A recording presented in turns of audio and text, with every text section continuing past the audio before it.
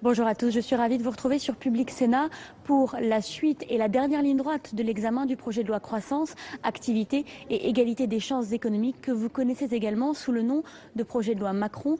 Les sénateurs ont pris énormément de retard dans l'examen de ce texte. Il leur reste une petite centaine d'amendements à examiner d'ici ce soir, cette nuit, dernier délai avant le vote solennel du texte demain. La séance a été exceptionnellement ouverte aujourd'hui. Je vous le rappelle, les sénateurs ont adopté dans la nuit de jeudi à vendredi dernier le volet sur le compte pénibilité. Ils ont modifié ce dispositif en supprimant la fiche individuelle qui retrace l'exposition des salariés aux divers facteurs de pénibilité, et ce contre l'avis du gouvernement. Ils s'attaquent aujourd'hui au volet sur la sécurisation de l'emploi. Vous l'avez vu et vous allez le voir, depuis le début de l'examen de ce texte, Emmanuel Macron, ministre de l'économie, se heurte très souvent à une majorité sénatoriale bien décidée à imposer sa marque, à imprimer sa marque sur ce texte. Tout de suite, direction l'hémicycle pour votre séance.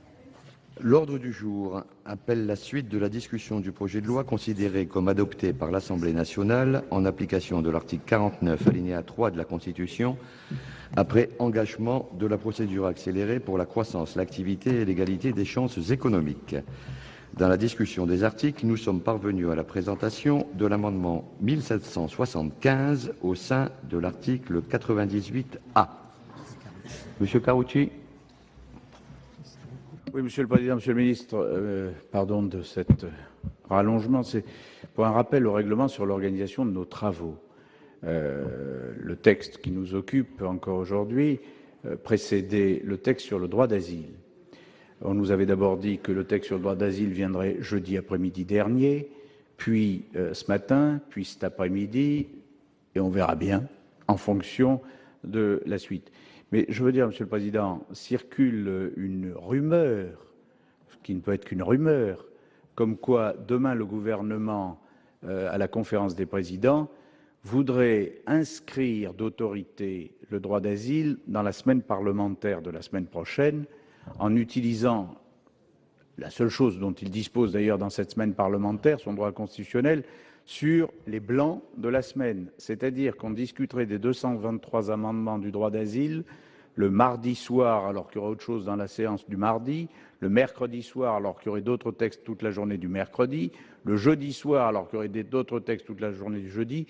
Sincèrement, je trouve que c'est une méthode tout à fait détestable, tout à fait scandaleuse pour un texte aussi important dans les conditions d'aujourd'hui. Le ministre de l'Intérieur vient ce matin de dire que la France acceptait un quota supplémentaire de demandeurs d'asile à la demande de l'Europe, et on va discuter du droit d'asile en France, petit morceau par petit morceau, la semaine prochaine. Ça mérite au moins un vrai débat parlementaire et un peu suivi.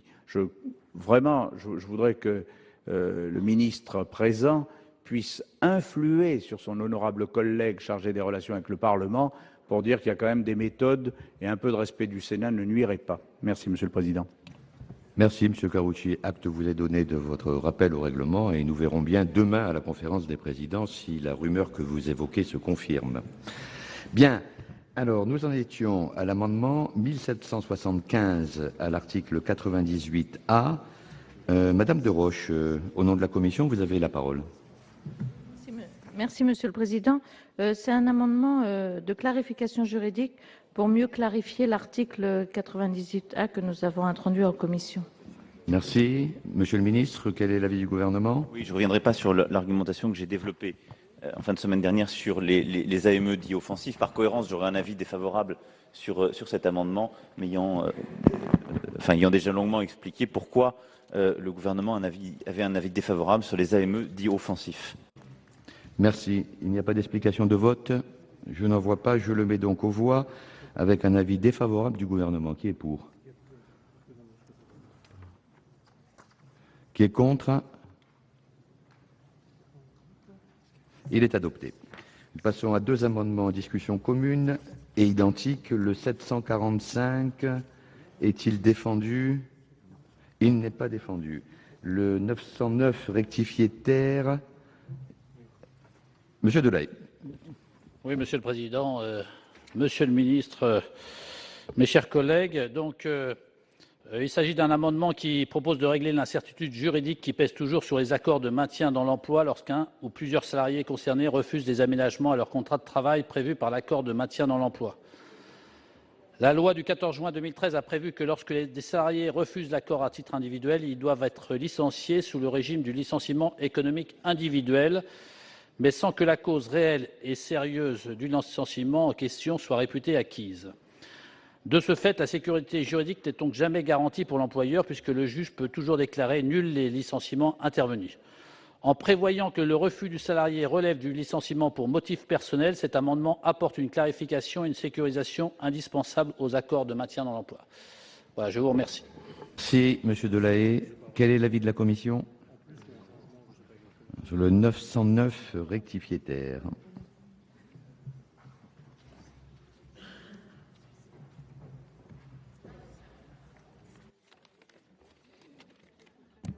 Alors, le Sénat a déjà eu l'occasion de débattre, en effet, sur le choix du licenciement, le choix du motif du licenciement des salariés qui refusent l'application d'un accord de maintien de l'emploi lors de l'examen du projet de loi de sécurisation de l'emploi en 2013.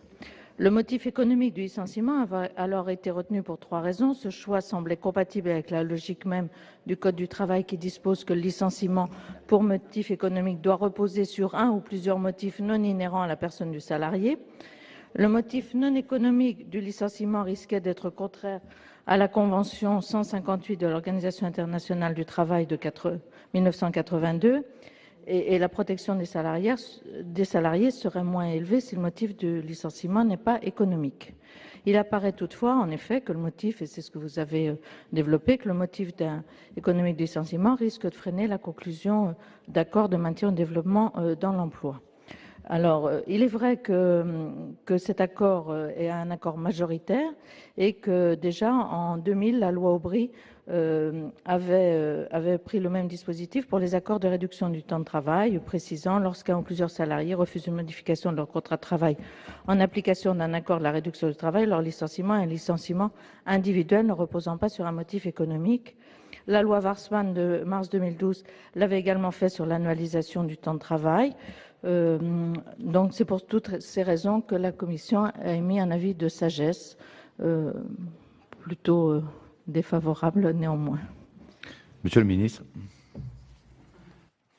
Oui, les arguments que Madame la rapporteure vient de donner sont en effet les bons, sont des arguments juridiques qui me conduiraient en effet à avoir un avis défavorable parce que c'est précisément pour sécuriser les licenciements de ces salariés que le législateur a repris les termes de l'ANI du 11 janvier 2013 et choisi de les qualifier de licenciement économique et non pas de licenciement sur un motif personnel. Les faire reposer sur un motif personnel aurait été contraire, comme cela a été rappelé par Madame la rapporteure, à la convention numéro 158 de l'OIT, puisque cette dernière prévoit que tout licenciement doit reposer sur un motif et distingue précisément ces deux catégories de motifs, ceux tenant à la situation personnelle du salarié et ceux tenant aux nécessités de fonctionnement de l'entreprise.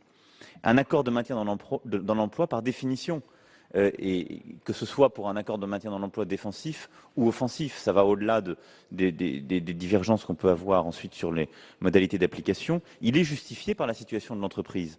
Et par voie de conséquence, le licenciement du salarié qui refuse l'application de cet accord, il repose bien sur un motif tenant non à sa personne, mais à la situation de l'entreprise. En outre, c'est pour cette même raison de risque d'inconventionnalité qui elle-même a été soulevée par le Conseil d'État lors de l'examen du projet de loi dit de sécurisation de l'emploi en 2013, que le gouvernement a décidé, s'agissant des accords de mobilité interne, qui sera, je crois, l'objet d'un amendement ultérieur, de faire également reposer sur un motif économique le licenciement des salariés refusant ces accords, alors même que l'ANI du 11 janvier 2013 prévoyait un motif personnel. Donc, si vous voulez, c'est la lecture de nos engagements conventionnels. Et on sait bien que ces conventions de l'OIT peuvent avoir un caractère parfois très bloquant. Je ne reviendrai pas sur toutes les discussions qu'il y a pu avoir par le passé sur les conditions de rupture, par exemple. Mais là, le distinguo qui doit être fait entre le motif personnel et le motif économique est très clairement fait par cette Convention 158. La lecture qui a été faite par le Conseil d'État au moment de la loi sécurisation de l'emploi nous a éclairé en ce sens. ce qui, quelle que soit la compréhension que je peux avoir sur l'exposé des motifs que vous avez fait, me conduirait plutôt à vous demander le retrait. Sinon, j'aurais un avis défavorable, non pas pour des questions là de conviction, des questions philosophiques, mais vraiment pour des questions juridiques. Et j'aurai aussi un avis défavorable sur l'amendement qui suivra sur l'AMI. Merci. Monsieur Delahaye, votre amendement est-il maintenu? Il est retiré. Parfait. Étant retiré, je mets aux voix l'article 98A qui est pour. Il y a une demande de scrutin public. Ah, Madame David alors, oui. Et Madame Brick. Oui, merci Monsieur le Président. Quelques mots quand même pour confirmer, comme l'indiquait Christian Favier jeudi soir, oui, notre profond désaccord avec cet article 98A qui a été inséré par notre commission. Tout d'abord parce que l'argument de notre rapporteur concernant le faible nombre d'accords établis ne tient pas, puisque justement ces accords doivent par essence rester exceptionnels et surtout la mesure proposée dévoie complètement le principe des accords de maintien dans l'emploi, même si pour nous ces accords de maintien dans l'emploi étaient contestables au fond. Néanmoins, il est nécessaire de rappeler que l'employeur, en signant un accord de maintien de l'emploi, s'engage uniquement à ne pas licencier pour motif économique les salariés visés par l'accord, mais il ne s'engage pas pour autant à maintenir le niveau de l'emploi dans l'entreprise. Rupture conventionnelle, plan de départ volontaire, départ à la retraite anticipée, licenciement pour motif personnel, licenciement économique des salariés de l'entreprise non visés par l'accord, licenciement économique des salariés ayant refusé l'accord. Tout ça, mes chers collègues, c'est déjà autorisé, ça l'est déjà, et cet article donc que vous nous proposez n'est vraiment pas utile et pas à la hauteur de l'enjeu, puisque tous ces licenciements n'ont aucune obligation de remplacement pour les salariés partis. Aussi, avec cet article, il s'agit ni plus ni moins que de permettre à l'entreprise de payer moins ou de faire travailler plus, n'importe quand, et pour n'importe quel motif. Vous parlez d'accord offensif, Madame la rapporteure, mais en effet, c'est une véritable offensive que vous opérez, mais que vous opérez contre le droit du travail et principalement contre les salariés, puisqu'il s'agit de déroger aux droits des salariés quand l'employeur le souhaite et pour une durée illimitée, puisque là aussi, la limite du plan, la durée limite du plan est prévue dans l'accord lui-même. Pour l'illustrer et sans reprendre tout l'article, parce que ce serait trop long, mais la mesure que vous prévoyez, qui consiste à permettre à des représentants du personnel de négocier ces accords, même en présence de syndicats représentatifs, selon des conditions de majorité qui sont très loin de permettre une représentation réelle de l'avis des salariés, constitue, là encore, une atteinte manifestement disproportionnée à la liberté contractuelle des salariés. Que dire de la mesure permettant une validation de ces accords par simple référendum, qui est également inappropriée, les salariés ne bénéficiant pas, contrairement aux organisations syndicales et représentants du personnel, de données fiables sur la situation économique de l'entreprise. Le chantage à l'emploi en est alors d'autant facilité pour l'employeur. Il est également à noter qu'une mesure non négociée, décidée unilatéralement par l'employeur et soumise à plébiscite salarial ne peut en aucun cas revêtir la dénomination d'accord collectif, comme le prétend la mesure, à moins de changer profondément, évidemment, la nature de l'accord collectif. Sans compter que, pendant ce temps, les dirigeants de l'entreprise pourront voir leur rémunération augmenter et les actionnaires pourront se voir distribuer des dividendes en hausse, puisqu'en effet, vous proposez de supprimer l'obligation pour les dirigeants et les actionnaires de contribuer en proportion aux efforts demandés aux salariés. Il est étonnant d'ailleurs de constater que, si l'on en croit vos propositions, il est indispensable pour la viabilité d'une entreprise de réduire les rémunérations des salariés aux faibles revenus, mais que dans le même temps, il n'est pas indispensable de diminuer les rémunérations et dividendes élevés des dirigeants et des actionnaires. Au final, selon vos propositions, les salariés, s'ils refusent l'accord, pourront toujours être licenciés pour motif économique, alors même que ces accords pourraient être établis sans que l'entreprise ne connaisse de difficultés économiques. Une attitude si décomplexée face à l'injustice faite aux salariés et en matière de droit du travail est tout simplement indécente. Et Madame Brick pour explication de vote. Évidemment, Monsieur le Président, chers collègues, Monsieur le Ministre, nous voterons contre l'article qui a changé de nature avec le travail de la commission spéciale, de sa majorité du moins, parce que vous savez que nous tenons beaucoup au dialogue social et on ne peut pas se prévaloir du trop faible nombre d'accords défensifs qui ont été conclus pour renverser complètement la charge en faisant des accords offensifs. C'est ce que nous propose la rapporteure et la commission spéciale. Vous savez très bien, le ministre vous l'a décrit longuement la semaine dernière, qu'il y a une rencontre avec les partenaires sociaux, organisations syndicales et patronats, je crois la semaine prochaine, à partir du 18 mai. Cette rencontre fera le bilan des accords défensifs, comment on peut corriger l'accord de sécurisation qui avait prévu ce type d'accord, et il y aura ensuite un travail dans le calendrier prévu à l'Assemblée nationale qui permettra de tenir compte de cette discussion qui aura lieu avec les partenaires sociaux. Donc, je pense que c'est un des marqueurs que vous voulez mettre dans ce texte, un marqueur négatif à notre sens. Nous voterons contre cette proposition de la droite qui change complètement la nature du sujet de ces accords de maintien dans l'emploi. Monsieur de César.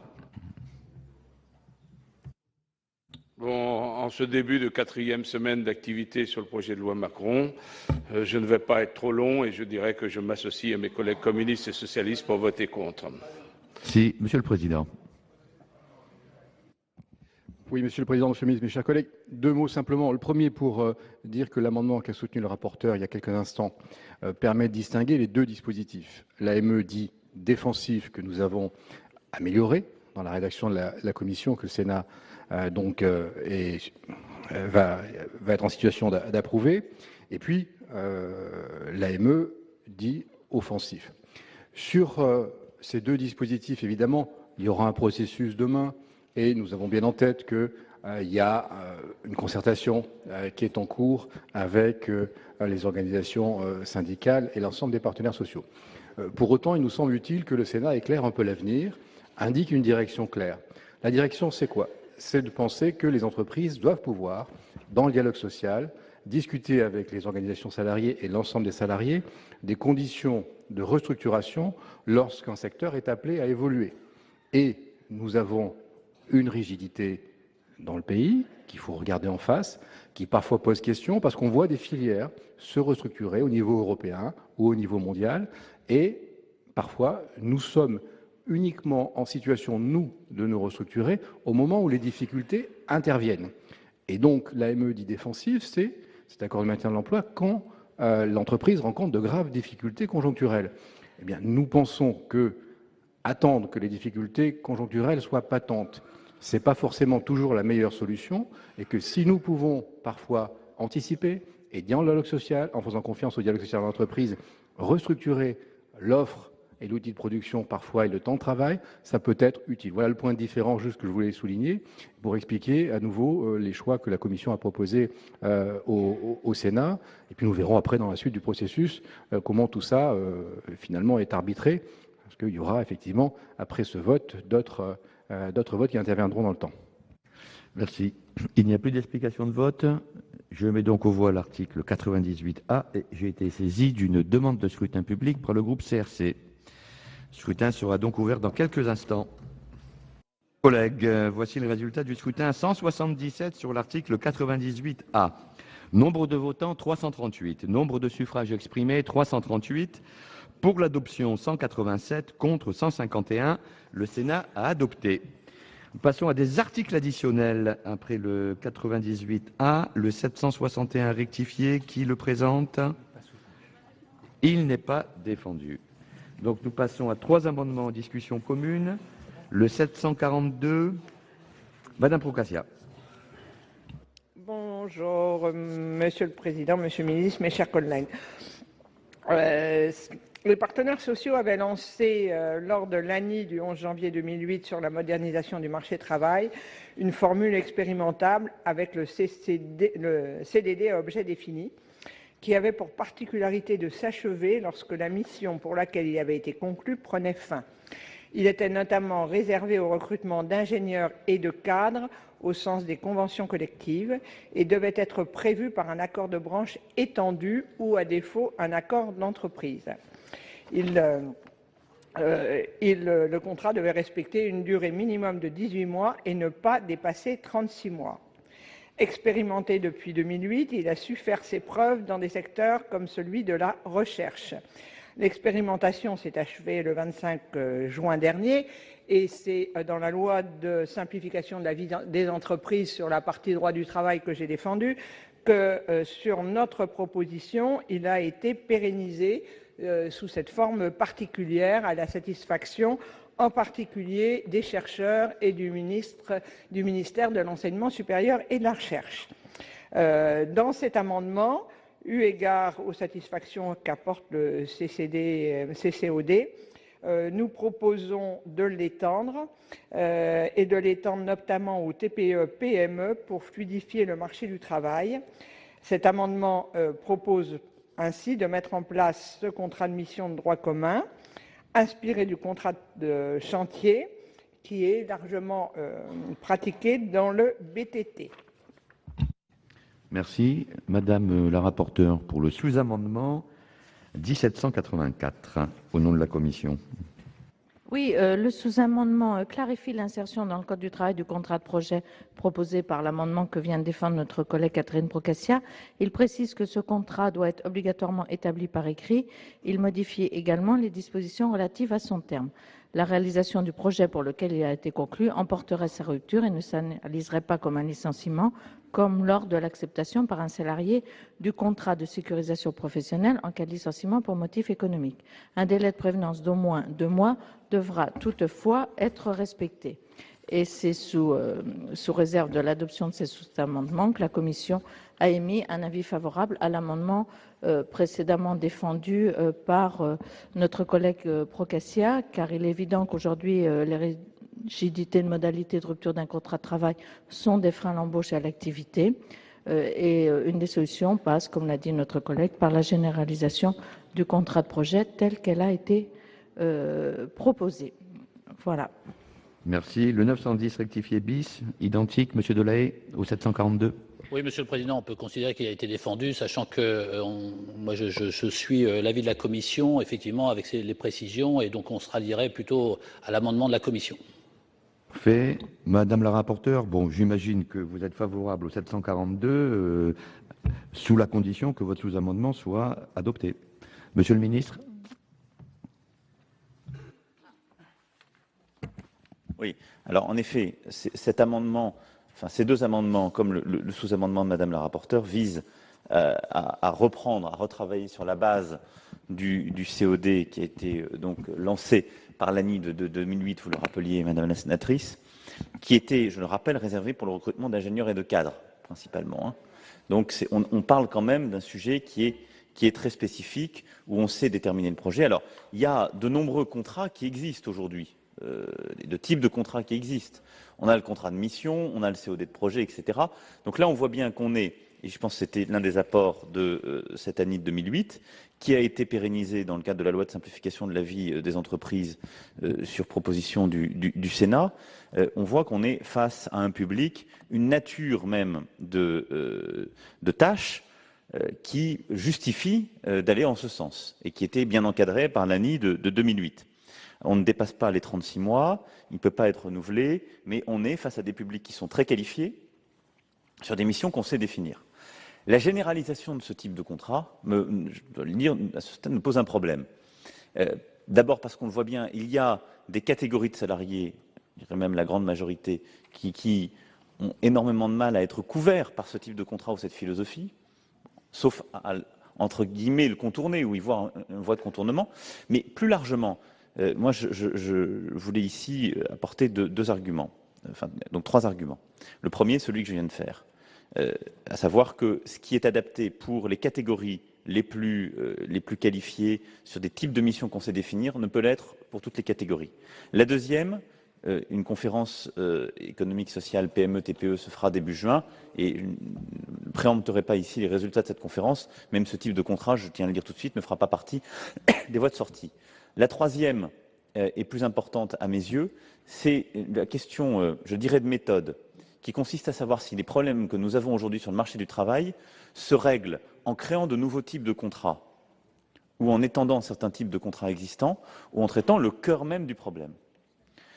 Ma conviction profonde, c'est que ce n'est pas en créant de nouveaux types de contrats, ce qui rajoute de la complexité, ce qui rajoute des éléments précisément d'interrogation, parfois méthodologique, juridique, mais c'est en se demandant pourquoi aujourd'hui on a 90% des embauches en CDD et pourquoi aujourd'hui on a quand même toujours 80% du stock en CDI. Et le vrai défi qui est collectivement le nôtre, c'est d'aller vers un contrat unique qui s'appelle le CDI. Et donc de réfléchir à comment le rendre plus attractif, comment rendre précisément les voies et méthodes de responsabilisation des entreprises pour faire moins de contrats courts et aller plus vers le CDI. Ce sera l'un des défis de la prochaine négociation de la Convention UNEDIC. Et comment trouver les bonnes modalités de définition du CDI, de la rupture dans le cadre du CDI. Ce qui, là, je pense, est une piste de réflexion qui me paraît beaucoup plus porteuse que celle qui est proposée par l'extension des types de contrats un peu exceptionnels ou la création d'un nouveau type de contrat qui est proposé parfois par certains. Et donc, je pense qu'avec ce que l'ANI de 2013 a proposé, avec ce que les accords de maintien dans l'emploi défensifs ont précisément permis de faire et ce que les négociations à venir permettront de travailler autour de l'AME défensif. Et je me suis déjà expliqué sur le distinguo que je faisais entre AME défensif et offensif. Et autour de ce qu'on peut travailler sur le CDI, je pense qu'on a là les pistes d'une amélioration probante du marché du travail. Pour ces trois raisons, j'émettrai un avis défavorable à ces amendements. Merci, Monsieur le Ministre. Madame David, pour explication de vote. Oui, merci Monsieur le Président. Je ne vais pas en rajouter beaucoup parce que je partage ce que vient de dire le ministre, comme quoi tout arrive, mes chers collègues, par rapport à ces contrats. J'ai bien fait de venir ce matin, comme quoi, ces contrats à objet défini. D'ores et déjà, nous n'étions pas, nous, pour notre part, favorables à l'époque. Hein, c'était Monsieur Bertrand qui était alors ministre. Je me souviens des débats que nous avons eus ici avec ces contrats à durée déterminée, à objet défini. Ils avaient été réservés principalement aux cadres ingénieurs et l'exemple donné à ce moment-là, c'était principalement dans la recherche, dans nos universités, pour permettre à nos universités d'avoir des chercheurs, mais qui ne soient pas contraints de... Voilà, même ces arguments-là, pour nous, n'étaient pas convaincants. Alors, généraliser ces contrats à objet défini à l'ensemble des contrats de travail, évidemment, nous n'y sommes pas favorables. J'ai bien entendu ce qu'a dit Monsieur le Ministre aussi sur la volonté d'aboutir à un CDI et d'en trouver la bonne responsabilité de ces CDI, à savoir comment on les met en œuvre et comment on peut ensuite permettre aux salariés de s'en sortir bien avec ces CDI-là et aux entreprises de pouvoir aussi assumer leur charge de travail. Donc nous, pour notre part, nous sommes fortement défavorables à ces amendements et bien évidemment, nous ne les adopterons pas. Madame Bric. Oui, nous avons déjà eu ce débat dans la dernière loi de simplification l'année dernière, à la fin de l'année dernière, et nous avions soutenu la formule qui nous avait été proposée de contrat à objet défini, notamment pour un public qui le demandait. C'était les chercheurs. Alors là, vous nous proposez d'en faire une règle générale. On ne peut pas être d'accord, mais au-delà du moment où nous sommes, je crois qu'il y a une croyance à droite, en un espèce de mythe que c'est le contrat de travail à durée indéterminée qui bloque l'embauche, qui fait qu'on a un chômage massif.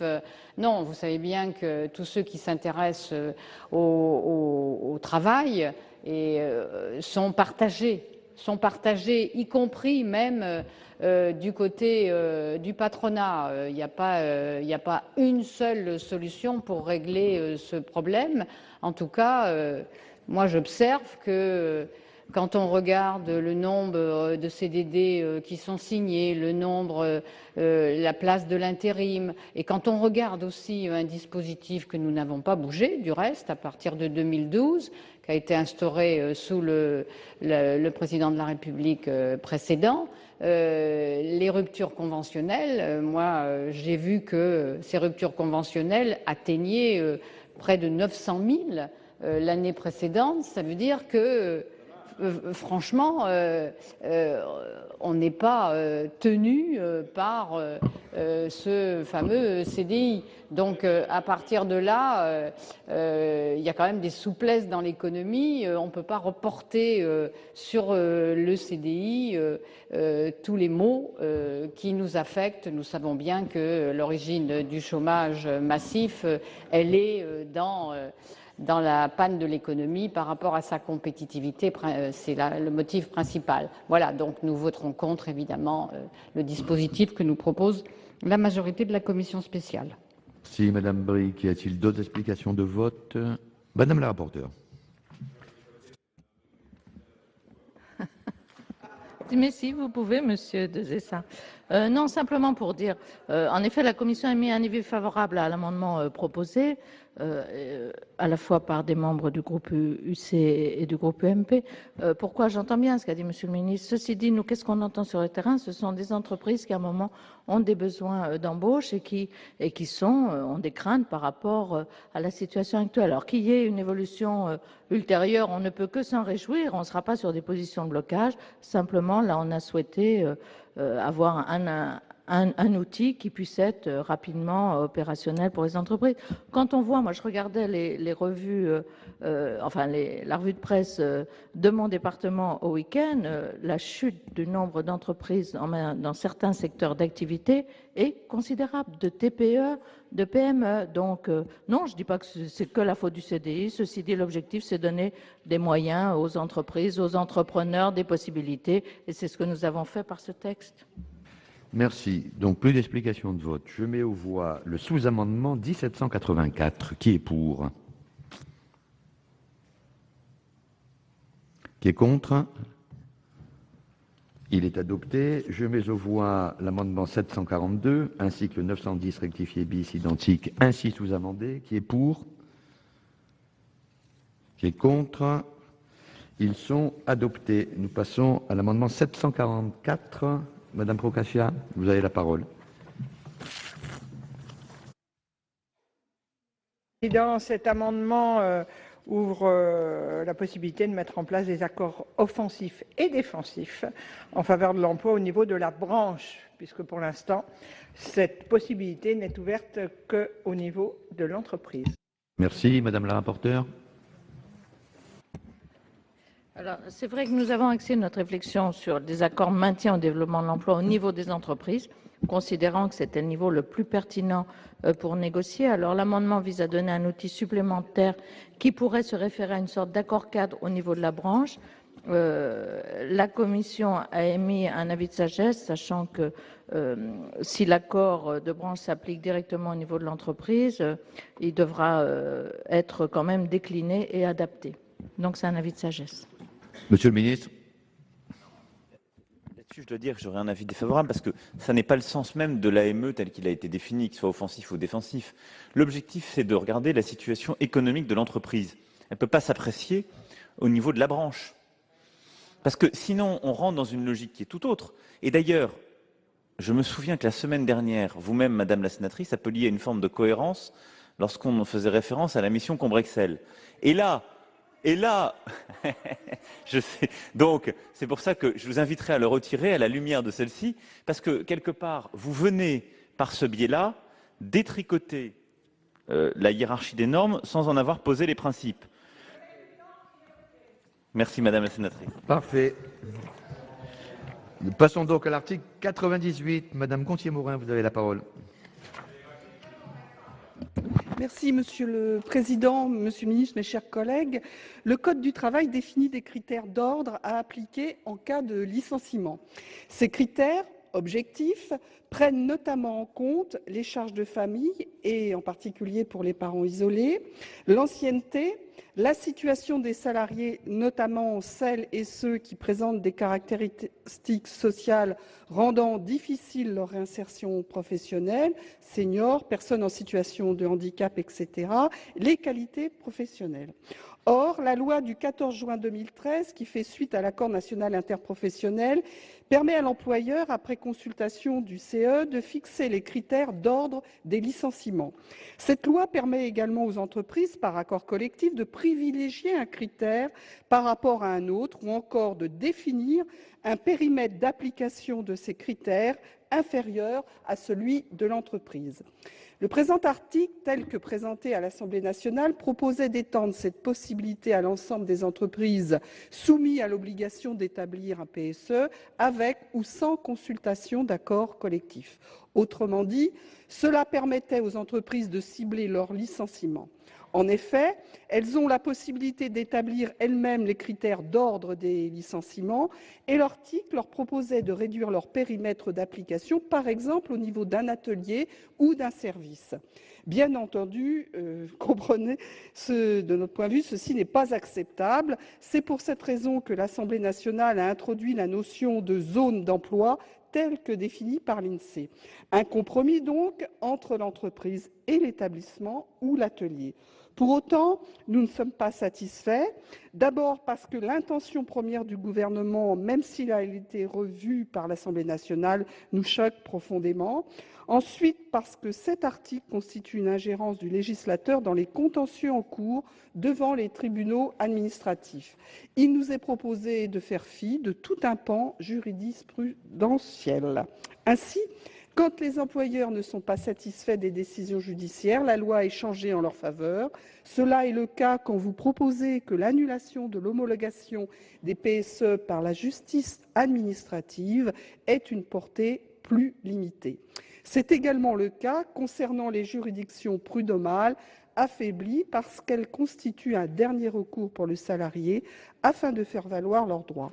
Dans le présent cas, cet article répond aux problèmes rencontrés par la société Maury Ducrot. En effet, la société Maury Ducrot a annoncé son dépôt du bilan en novembre 2013. Son actionnaire principal, Arcol, a alors proposé de racheter l'entreprise en conservant 2100 emplois sur 5000. Or, la société Maury Global, née de la reprise de Maury Ducrot, vient également d'annoncer la suppression et de l'ordre de 2000 postes. Alors que le ministre du Travail qualifie cette annonce de drame social, le présent projet de loi présente une mesure qui arrangerait fortement l'entreprise Maury Ducrot. En effet, la justice a annulé l'homologation du PSE de Maury Ducrot au motif que le document unilatéral ne pouvait pas procéder à l'application des critères de l'ordre de licenciement au niveau de chacune des 85 agences appartenant à la société Maury Ducrot sur le territoire national. Elle a estimé que la définition d'un tel périmètre d'application des critères méconnaît l'article L. 1233-5 du Code du travail, dès lors que sa détermination à un niveau inférieur à celui de l'entreprise n'est envisageable que dans le cadre d'un accord collectif. Cette décision a été rendue par la Cour administrative d'appel de Versailles et la Cour de cassation. Cet article vient directement remettre en cause la décision jurisprudentielle et dans un contexte pour le moins compliqué, puisque l'actionnaire qui avait repris Maury Ducrot supprime à nouveau des milliers d'emplois. Nous ne pouvons donc bien entendu que nous opposer à une telle mesure, comme d'ailleurs nous nous sommes opposés aux mesures prévues par l'ANI visant à laisser l'employeur fixer les critères d'ordre des licenciements. L'amendement 88. Mais je vous en prie, vous avez la parole. Je poursuis donc.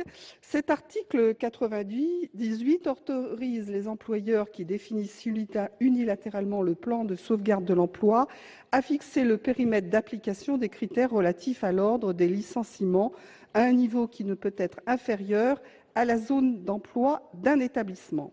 Officiellement, il s'agirait de mettre fin aux divergences d'analyse des juridictions qu'aurait mis en exergue l'affaire Maury Ducrot, que je viens de développer devant vous de façon longue. Vous avez en réalité mis à profit des interprétations antinomiques de la justice administrative et de l'insécurité juridique qui en découle pour remettre en cause la règle selon laquelle l'ordre des licenciements doit s'appliquer à l'échelle du personnel de l'entreprise.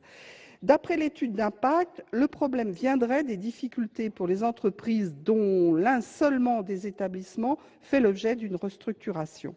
En autorisant l'employeur à déterminer unilatéralement l'ordre des licenciements sur un périmètre extrêmement flou, qui est la zone d'emploi, c'est un véritable mépris, je pense, de la démocratie sociale. La zone d'emploi est, selon le vocabulaire de l'INSEE, je cite, un espace géographique à l'intérieur duquel la plupart des actifs résident et travaillent et dans lequel les établissements peuvent trouver l'essentiel de la main-d'œuvre nécessaire pour occuper les emplois offerts. Fin de citation. Faire de la zone d'emploi l'espace minimal d'application des critères d'ordre des licenciements est une avancée par rapport au texte initial, mais demeure extrêmement difficile à apprécier. En remplaçant la logique organisationnelle de l'entreprise par une notion territoriale, les difficultés d'interprétation de la justice administrative ne semblent pas terminées. Pour encadrer la détermination unilatérale par l'employeur de la zone d'emploi, des critères objectifs devront être fixés pour savoir si l'entité de tel établissement ou de telle agence sont intégrées ou non dans le PSE.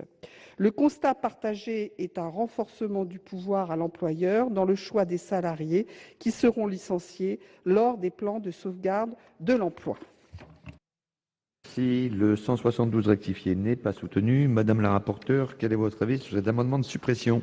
Alors, l'article 98 autorise, comme l'a dit Madame notre collègue, les employeurs qui définissent unilatéralement un plan de sauvegarde de l'emploi, PSE, à fixer le périmètre d'application des critères relatifs à l'ordre des licenciements à un niveau qui ne peut être inférieur à la zone d'emploi d'un établissement.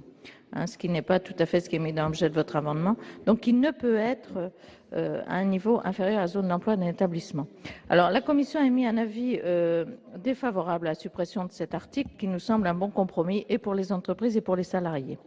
Je rappellerai au préalable que certains juristes et le ministère du Travail considèrent que le droit en vigueur permet en théorie à un employeur, à travers un document unilatéral définissant le PSE, d'appliquer lors des licenciements un niveau inférieur à l'entreprise. Toutefois, face à des interprétations des tribunaux divergentes, le gouvernement a souhaité, à juste titre, clarifier les règles. Alors, si la version initiale du projet n'était guère satisfaisante, car il ne fixait aucune limite à l'employeur qui souhaitait appliquer lors des licenciements à un niveau inférieur à celui de l'entreprise, rien n'aura en effet empêché d'appliquer cet ordre au niveau d'un atelier, d'un service, voire d'une équipe. Nous estimons que le choix de l'Assemblée nationale de retenir comme plancher le niveau de la zone d'emploi au sens de l'INSEE constitue un compromis acceptable entre l'échelon de l'entreprise et celui de l'établissement, qui évite ainsi tout ciblage de salariés et donne des marges de souplesse aux employeurs. C'est donc un avis défavorable à la suppression de l'article. Merci, Monsieur le Ministre. Même avis. Y a-t-il des explications de vote? Je n'en vois pas, donc je mets aux voix l'amendement 88. Qui est pour? Qui est contre? Qui s'abstient? Il n'est pas adopté. Monsieur Vincent, vous avez la parole pour le 538 rectifié terre. Oui, merci Monsieur le Président. Monsieur le Ministre, chers collègues, il s'agit d'un amendement de précision puisque c'est une procédure nouvelle qui est tout de même engagée avec la référence à une zone territoriale, une zone d'emploi. Et donc, il nous semblerait intéressant de souligner le fait que cette procédure sera mise en œuvre dans le cadre d'un décret, mais pris en Conseil d'État. Voilà la suggestion de cet amendement. Oui, Madame la rapporteure. Alors, la Commission a émis un avis défavorable, outre qu'on ne voit pas trop la nécessité d'un décret en Conseil d'État. Cet amendement risquerait de retarder à nos yeux la mise en œuvre de cet article qui constitue une mesure intéressante et attendue des entreprises. Merci, Monsieur le Ministre. Sagesse. Pas d'explication de vote. Je le mets donc aux voix avec un avis défavorable de la Commission et un avis de sagesse du gouvernement. Qui est pour? Qui est contre? Qui s'abstient? Il n'est pas adopté. Je mets l'article 98 aux voix. Y a-t-il des explications de vote? Je n'en vois pas. Donc je le mets aux voix et j'ai été saisi d'une demande de scrutin public par le groupe CRC. Sur l'article 98, le scrutin sera ouvert dans quelques instants. Mes chers collègues, voici le résultat du scrutin 178 sur l'article 98. Nombre de votants 338, nombre de suffrages exprimés 328. Pour l'adoption 308, contre 20. Le Sénat a adopté. Après l'article 98, un amendement 1337 rectifié. Madame David. Oui, Monsieur le Président, si vous le voulez bien, je pourrais faire les 4 en une seule défense. Parfait. Je savais que j'aurais du succès. Encourage, Madame David. Parce qu'en fait, Monsieur le Président, mes chers collègues, Monsieur le Ministre, ces 4 amendements que nous vous présentons sont des amendements que nous avons déjà présentés ici même en séance et qui sont à l'encontre de ce que nous voyons depuis un petit moment sur ce qui se passe, c'est-à-dire que nous sommes là dans la création ou en tout cas dans le rétablissement de droits aux salariés qui, au fil du temps, ont été supprimés. Donc, par exemple, le premier amendement, le 1337 rectifié, concerne en réalité les licenciements boursiers, puisque c'est comme ça que nous les appelons. Et avec cet amendement, nous vous proposons de mieux encadrer ces licenciements boursiers pour empêcher que ces pratiques de licenciement boursier, c'est-à-dire de licencier des salariés pour augmenter les dividendes, continuent. Donc ça, c'est l'objet du 1337. Ensuite, le 1310, là aussi, c'est un amendement que nous avons déjà déposé, en tout cas depuis la loi de finances 2010, et qui concerne les accidentés du travail. Et nous proposons par cet amendement que les indemnités journalières qui sont versées par la sécurité sociale aux victimes donc d'un accident du travail ne soient pas soumis à l'impôt comme ça l'était avant la loi de finances 2010, que l'on en revienne à l'existant, et c'est un droit qui a été donc supprimé pour ces salariés. Le 1311,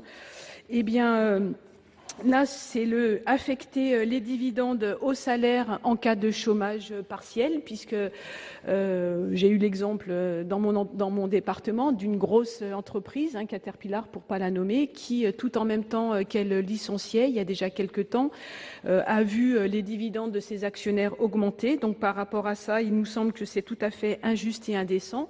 Donc verser les dividendes aux salariés qui sont en chômage partiel, ça nous semblerait être une logique et une justice pour ces travailleurs.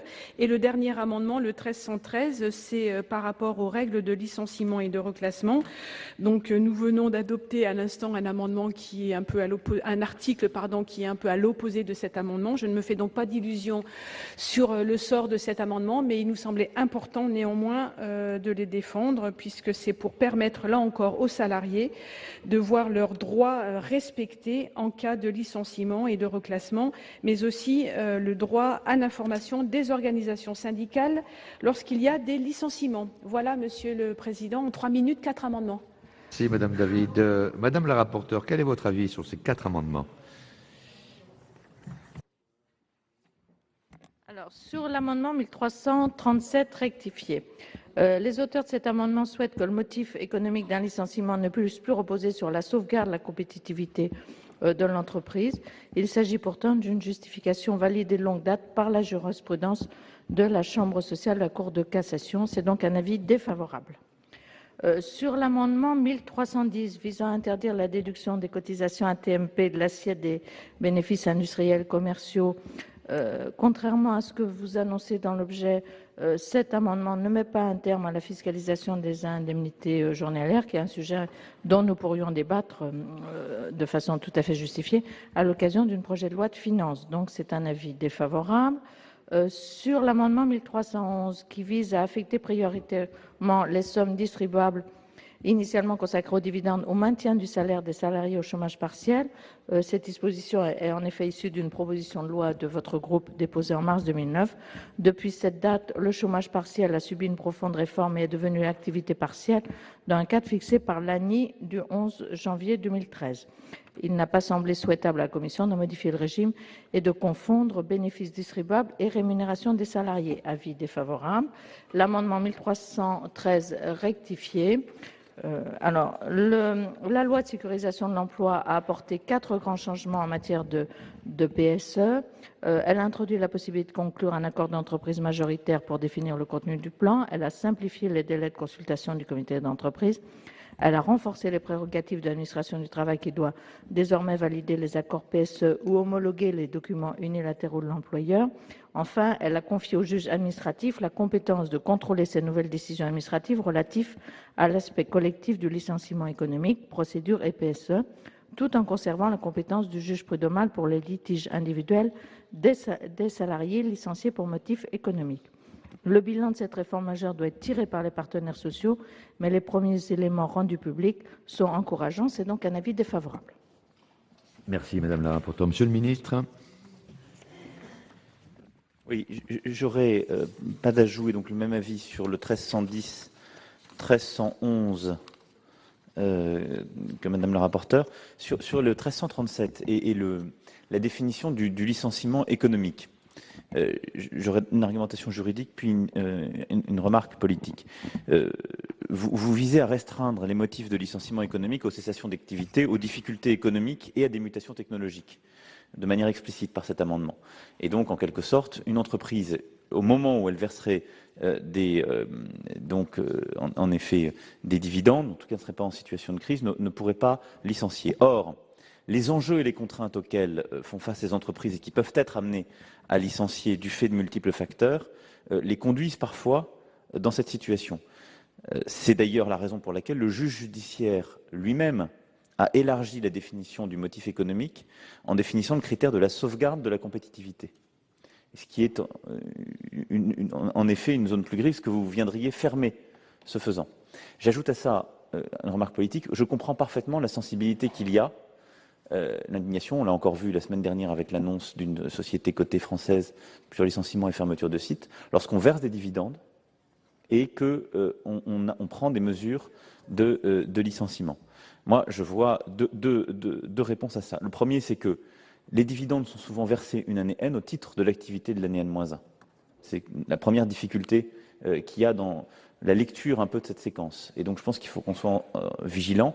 Je ne sais pas le définir dans le droit. Mais en tout cas, partout où nous sommes actionnaires, nous sommes vigilants à ce que l'année d'exercice où il y a un plan collectif et des efforts qui sont demandés aux salariés, il n'est pas concevable qu'il y ait des dividendes qui soient versés. Ça, je crois que c'est un principe fort. Vous avez raison de le faire, mais le décalage dans le temps de ces exercices rend parfois la chose illisible. La deuxième, c'est qu'il faut qu'on trouve la bonne articulation, et c'est pour moi au cœur de la réflexion entre l'AME défensif et le PSE.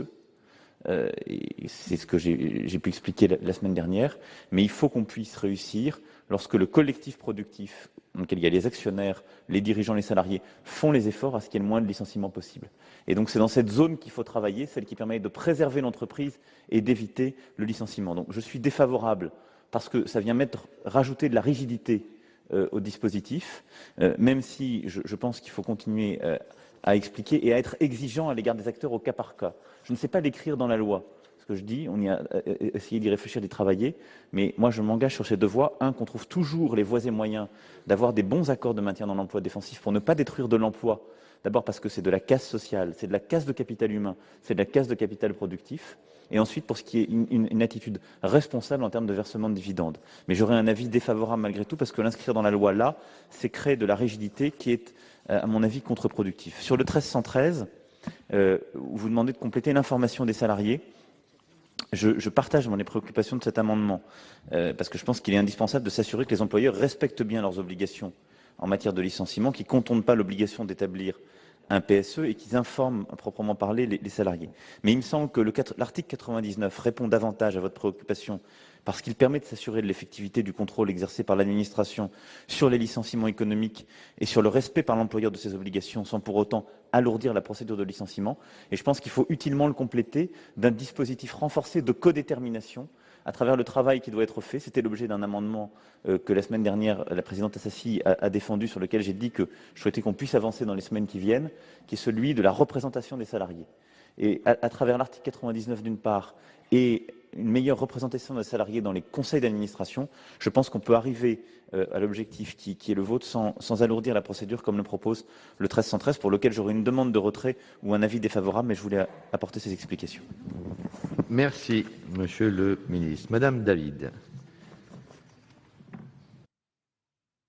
Merci Monsieur le Président, merci Monsieur le Ministre. J'entends bien vos arguments. Madame la rapporteure les partage pour moitié, puisqu'il y a deux avis à peu près identiques. Je reviendrai rapidement sur le 1337, sur ces histoires de licenciement boursier. Je connais bien l'arrêt de la Cour de cassation, hein, puisqu'elle dit « Lorsqu'elle n'est pas liée à des difficultés économiques ou à des mutations technologiques, une réorganisation peut constituer un motif économique si elle est effectuée pour sauvegarder la compétitivité du secteur d'activité. » Mais cet arrêt est suffisamment flou pour que derrière, on puisse en faire un petit peu ce qu'on en veut.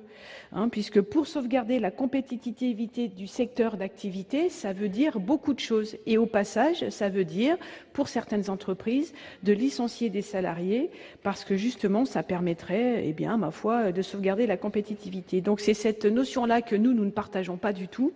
C'est l'objet de cet amendement, parce que malheureusement, trop souvent, les salariés font les frais de ces stratégies court-termistes qui veulent que les actionnaires puissent bénéficier d'un rendement à 2 chiffres, comme on dit. C'est comme ça, en tout cas, que ça se dit dans les entreprises et du côté des salariés. Donc, sur le 1337, je ne le retirerai pas. Sur celui qui concerne l'information des salariés, j'ai bien entendu la demande de retrait et j'ai bien entendu les arguments de Monsieur le ministre. Mais là, nous, dans cet amendement, nous demandons l'information des salariés dans toutes les entreprises, pas seulement dans les grandes entreprises dans lesquels il y a des conseils d'administration auxquels pourront participer peut-être des salariés et avec une véritable utilité, parce que jusqu'à présent, les salariés dans les conseils d'administration sont un petit peu coincés, j'ai envie de dire, parce qu'ils sont tenus, et ça se comprend un peu, ils sont tenus par le secret des délibérations des conseils d'administration. Donc si toutefois on arrivait à leur donner un rôle un peu plus actif au sein de ces conseils d'administration, évidemment ce serait satisfaisant, mais ça ne répondra pas à la demande d'information que nous demandons dans cet amendement pour l'ensemble des entreprises qui sont concernées par les plans de licenciement, par l'organisation même dans les entreprises. Donc je vais maintenir néanmoins ces amendements et puis on verra dans la suite de la commission Combrexel si peut-être des avancées peuvent avoir lieu aussi en matière d'information des instances représentatives des personnels. Merci. Donc, les 4 amendements sont maintenus. Ils ont tous un avis défavorable de la Commission et du Gouvernement. Je vais les mettre aux voix. Alors, le 1337 rectifié, qui est pour? Qui est contre? Qui s'abstient? Il n'est pas adopté. Le 1310, même vote. Le 1311, même vote. Même vote. Ah, pardon. Alors, je le mets aux voix. Je le mets aux voix. Qui est pour? Je le mets aux voix, Monsieur Desessard. Alors, qui est pour? Qui est contre? Qui s'abstient? Il n'est pas adopté. Et le 1313 rectifié, je le mets aux voix. Qui est pour? Qui est contre? Qui s'abstient? Il n'est pas adopté.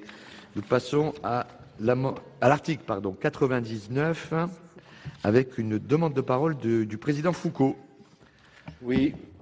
Merci, Monsieur le Président, Monsieur le Ministre. Oui, cet article 99 serait, d'après les rapporteurs de la Commission spéciale, une correction d'une erreur matérielle. Cette erreur matérielle proviendrait de la rédaction de la loi de sécurisation de l'emploi du 14 juin 2013, qui laisserait entendre que la procédure de consultation des représentants du personnel et le contenu des mesures de reclassement relève du contrôle de la directe, y compris pour les licenciements de moins de 10 salariés dans une entreprise de 50 salariés et plus.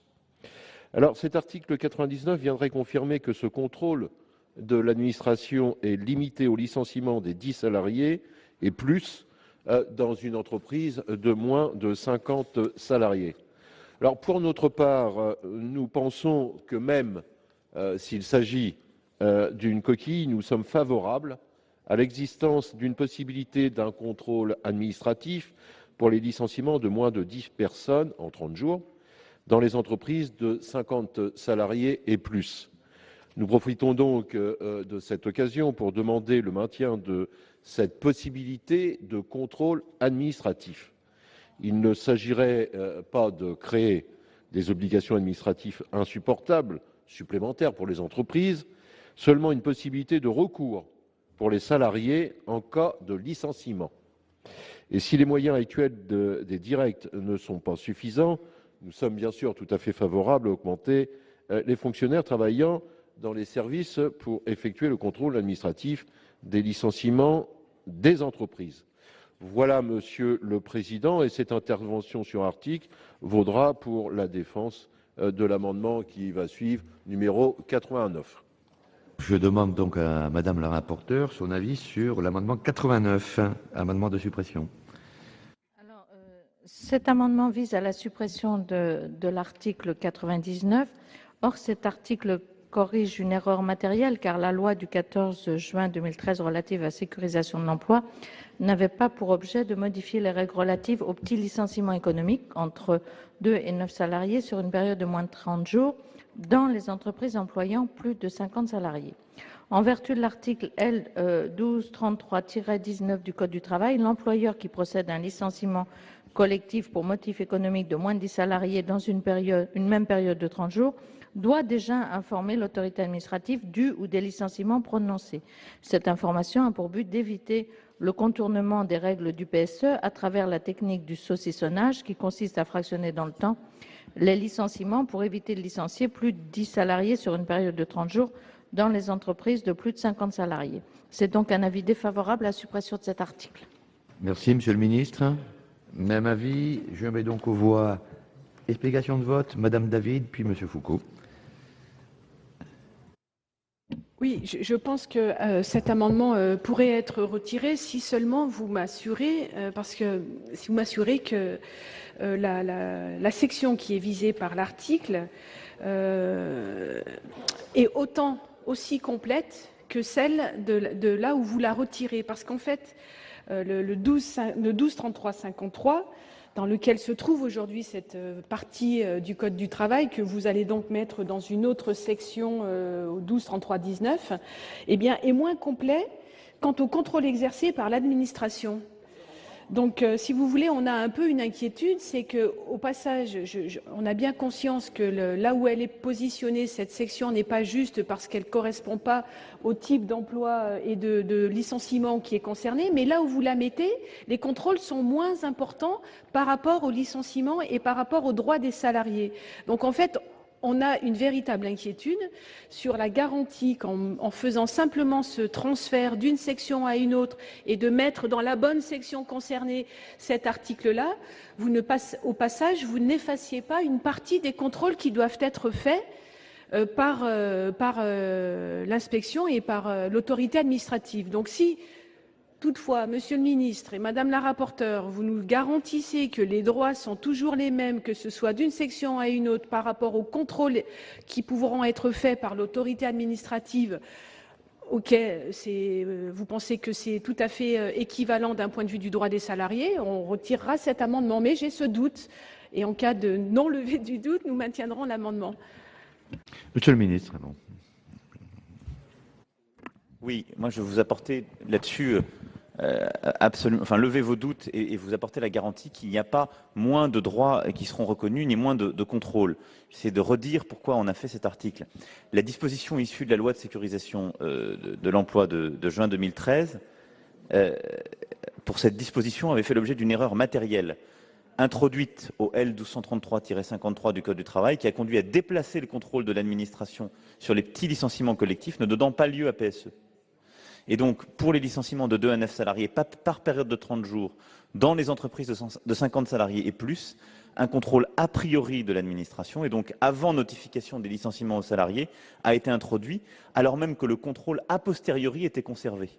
Et donc on revient au statu quo ante, on revient au droit actuel puisqu'on a créé une homologation a priori pour les plus de 10 et simplement on l'a créé pour tous alors même que pour les moins de 10 on avait gardé le contrôle a posteriori. Et donc ça reste. Donc l'article 99 rétablit le droit préexistant à la loi de sécurisation de l'emploi, pour répondre à votre question. Pardon de cette complexité, mais c'est cette erreur de plume qui en fait a fait que sur les moins de 10, on avait une double procédure, ex ante et ex post. Là, on sort les moins de 10, ce qui était d'ailleurs l'objectif de la loi de sécurisation de l'emploi, on sort les moins de 10 du dispositif, et donc on revient au même niveau de contrôle et de garantie qu'avant la loi de sécurisation de l'emploi. Vous m'avez demandé la parole pour explication Oui, de vote. simplement, Monsieur le Président, j'allais dire à peu près la même chose qu'a dit ma collègue Annie David. C'est la question du moins 10 ans.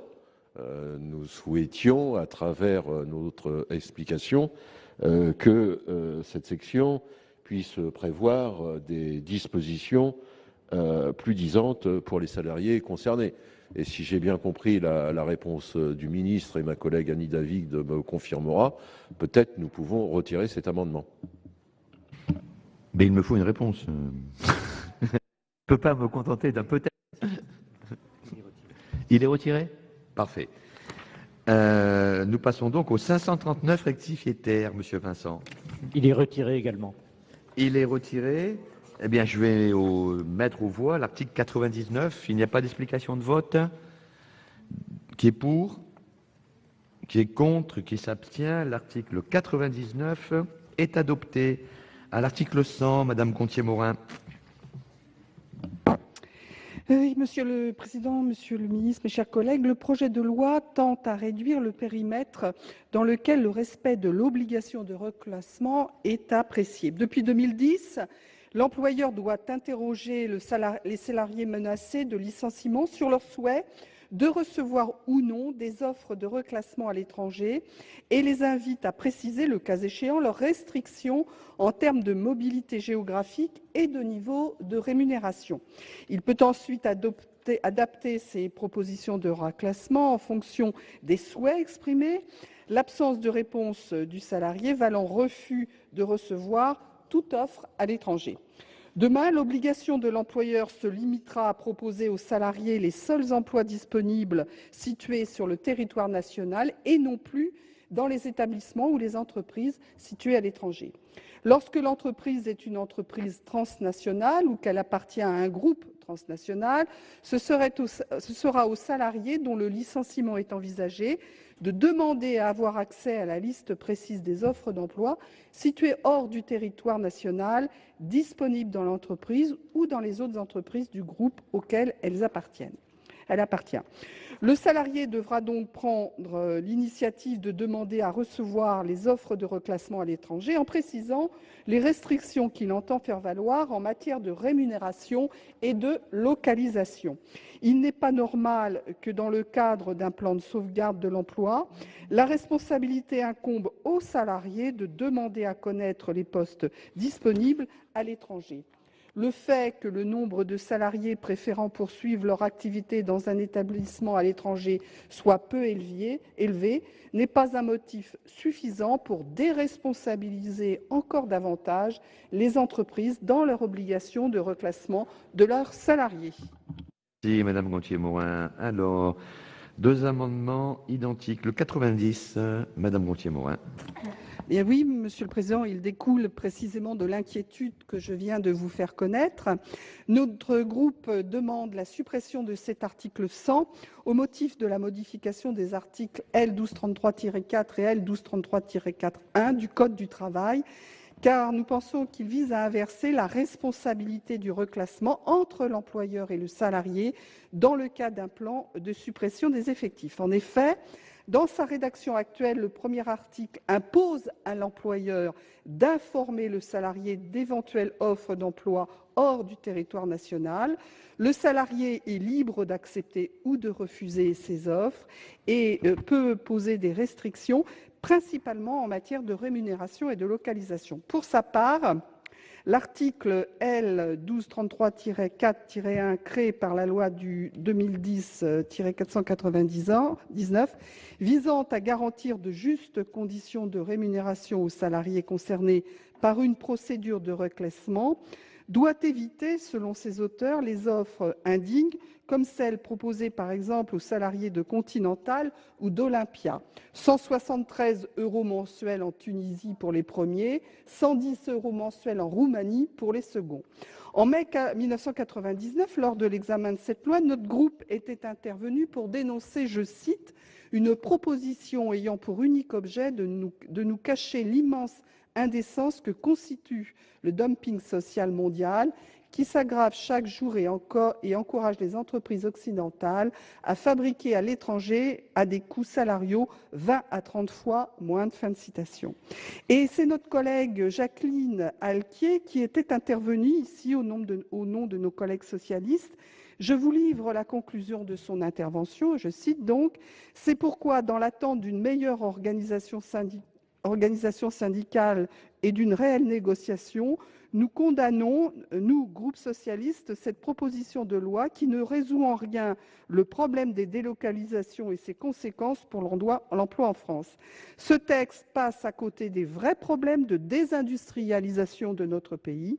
Il est seulement destiné à donner une bonne conscience au patronat. Nous voterons contre, car il s'agit pour nous de défendre les droits des salariés que vous malmenez. » Fin de citation. Donc, ce texte, nous considérons aujourd'hui, n'améliore en rien la situation du salarié. Il vise surtout, encore une fois, à dégager l'employeur de ses responsabilités et de ses obligations, alors que c'est bien lui qui supprime des emplois au travers de délocalisations dans les pays à bas coût de main-d'œuvre. On ne peut se dire que finalement l'opacité de la politique salariale de l'entreprise en sera renforcée. Moins il y a d'offres d'emploi délocalisées portées à la connaissance des salariés, moins ceux-ci, évidemment, seront armés pour lutter contre ce dumping social où les seuls actionnaires sont les garants. Et voilà, nous considérons donc que tout cela parachève un véritable recul pour les salariés et c'est l'objet de notre refus, de notre opposition. Merci. Le 173 rectifié n'est pas soutenu. Donc, Madame la rapporteure, votre avis sur l'amendement 90. Amendement de suppression. Alors, donc c'est une demande de suppression de l'article et la Commission a mis un avis défavorable. Nous l'avions déjà rejeté en commission, car cet article ne réduit pas les droits des salariés qui souhaitent recevoir des offres de reclassement à l'étranger. Il évite simplement des formalités inutiles aux entreprises qui mettent en œuvre un PSE et écarte des risques de contentieux, car c'est le salarié qui doit initier la démarche de recherche de poste à l'étranger. Et pas d'explication de vote. Madame Bric. Ah pardon, l'avis du ministre. Excusez-moi, monsieur le ministre, quel est l'avis du gouvernement? Ça va durer du coup. Monsieur le Président, non, je voulais ici quand même redonner un peu le sens de cet article, expliquer pourquoi j'aurais évidemment un avis défavorable sur cet amendement de suppression. Aujourd'hui, et on le sait, vous citiez des cas de conflits sociaux, l'obligation de reclassement à l'international, elle est constamment vécue, si ce n'est comme une humiliation, un formalisme, à tout le moins comme un formalisme qui n'a plus de sens. Quand on est licencié à Amiens, à Compiègne, vous citiez les deux cas en creux bien connus, et qu'on vous repropose un reclassement en Pologne ou en Roumanie à des niveaux de salaire qui sont le 10e de ce que vous avez, vous ne pouvez pas l'accepter. Et d'ailleurs, vous ne l'acceptez pas. Donc, je crois qu'il faut qu'on sorte de cette logique, de cette approche formelle. Et ce qui est proposé dans cet article, qu'est-ce que c'est? C'est de dire que les reclassements internationaux, d'abord, n'ont plus de sens, sont parfois vécus comme une humiliation. Ils font courir un risque juridique disproportionné en raison de la lourdeur du processus. Et donc, parfois, c'est juste cocher une case, on oublie de la cocher, c'est tout le plan qui tombe. Donc, il y a, pour le salarié, très souvent, ça n'a pas de sens, c'est vécu comme une humiliation. Pour l'employeur, c'est vécu comme un formalisme de plus. Alors, on peut dire, et c'est ce que disent certains avocats, très souvent pyromanes dans ces affaires. On dit, c'est en effet une voie pour faire tomber des PSE. La belle affaire, on fait tomber un PSE, il n'y a plus aucun espoir sur la boîte. On fait comme ça, on s'organise collectivement pour que pendant des années et des années, on reste en situation d'un PSE qui plane, et donc les salariés ne se reprojettent pas, les indemnités ne sont pas versées. C'est ça la situation. La situation de Goodyear, que vous évoquiez tout à l'heure en creux dans l'une de vos interventions, c'est une honte collective. C'est la démonstration que le système ne marche pas. Et il ne marche pas pourquoi? Parce que vous avez aussi des avocats qui utilisent la crédulité de certains salariés. Vous avez des patrons qui ne jouent pas le jeu. L'entreprise n'a pas joué le jeu. Mais il y a aussi là des avocats qui ont joué dans les interstices du droit absolument toutes les arguties possibles pour pendant 7 ans, empêcher un collectif de se reprojeter. Donc moi je suis contre profondément ces mécanismes. On ne peut pas aujourd'hui acter qu'aujourd'hui en France, ces reclassements à l'international pour tous les salariés, c'est une solution crédible. C'est un formalisme excessif pour beaucoup d'employeurs et c'est une humiliation, voire une brimade pour beaucoup de salariés. Donc ce que cet article vient faire, c'est deux choses. c'est de dire que ça n'est pas une obligation systématique, ça ne peut pas être dans le formalisme du PSE. Par contre, s'il y a une demande du salarié, c'est une obligation pour le groupe de lui répondre. Et permettez-moi de vous dire que c'est quand même, ça relève du bon sens. C'est-à-dire que personne n'acceptera, si ce n'est pas volontaire, d'être reclassé, encore une fois, en Pologne ou en Roumanie. Par contre, s'il y a un salarié qui le souhaite, il sait qu'il est dans un groupe, il en fait la demande, c'est une obligation de lui apporter une réponse. Et je pense qu'on arrive à quelque chose de beaucoup plus équilibré, de beaucoup plus réel que la situation dans laquelle on est aujourd'hui. Voilà pourquoi je trouve que cet article 100 a du sens et je ne peux en tout cas souscrire à vos amendements de suppression. Y a-t-il des explications de vote?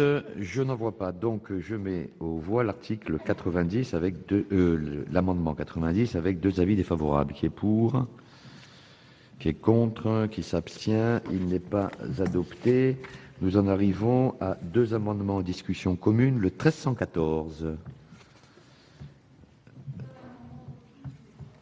Il est défendu. Et le 540 rectifié quater, Monsieur Vincent.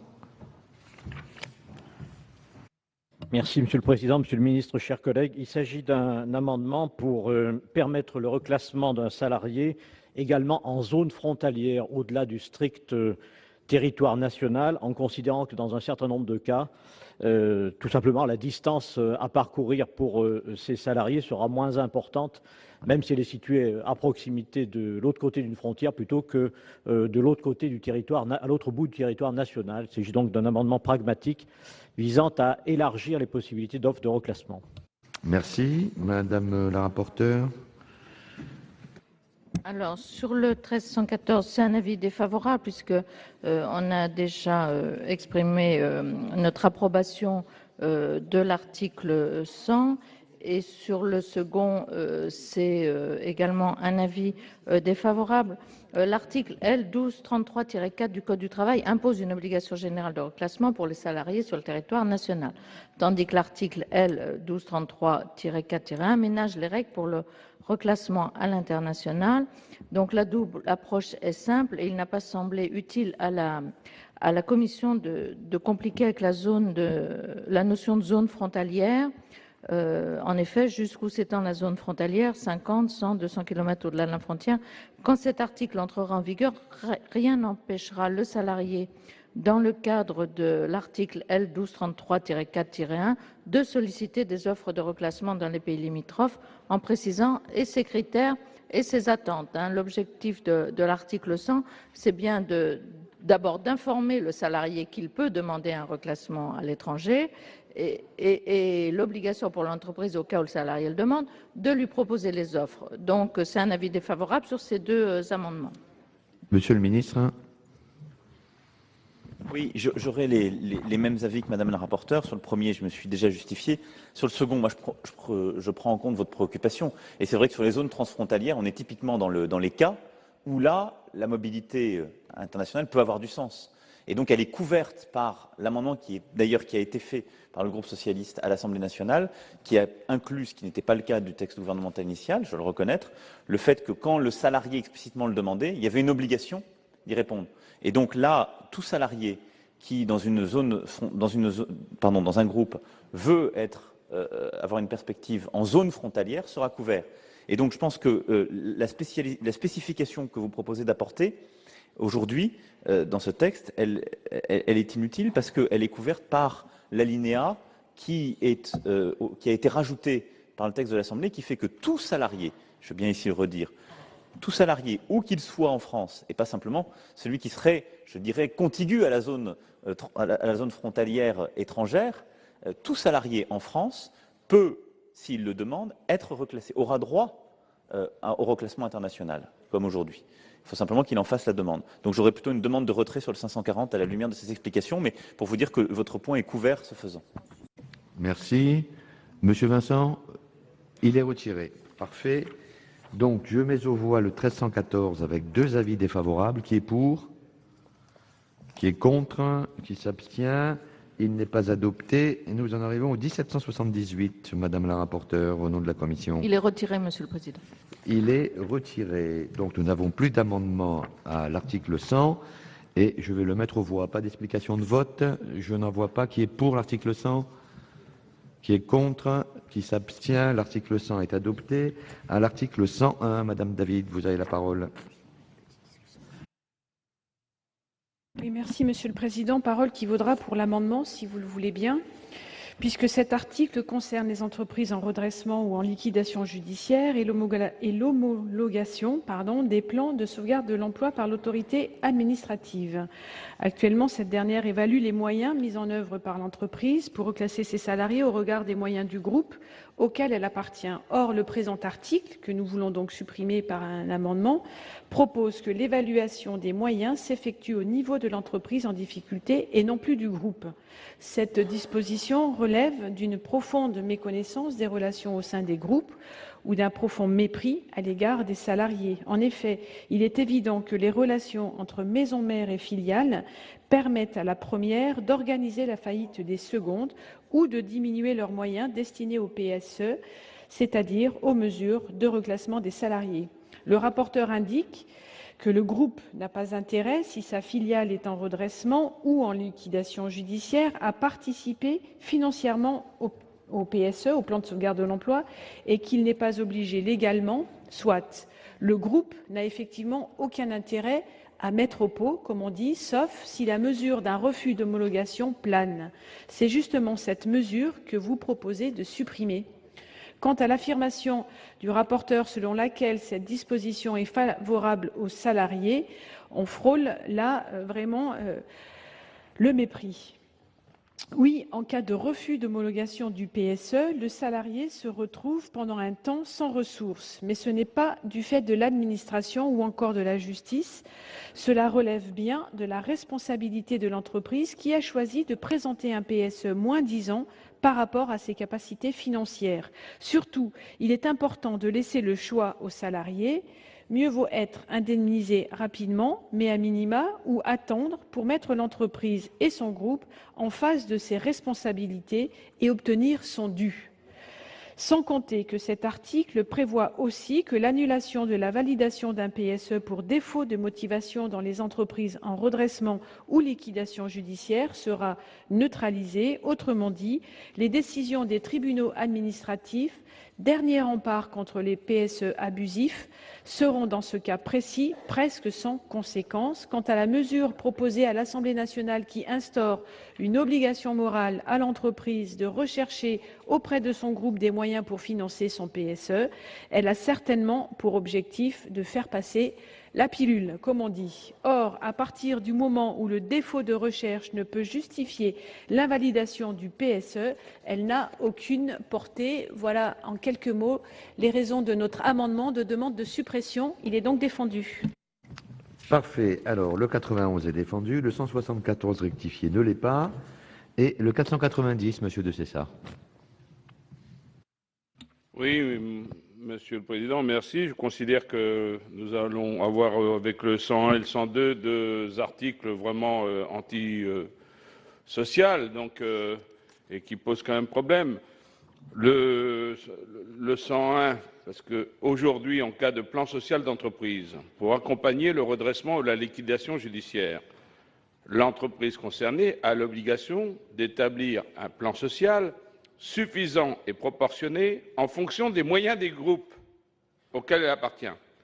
L'article 101 propose de déroger à cette règle et de permettre d'apprécier ce caractère suffisant et proportionné au regard des moyens de la seule entreprise.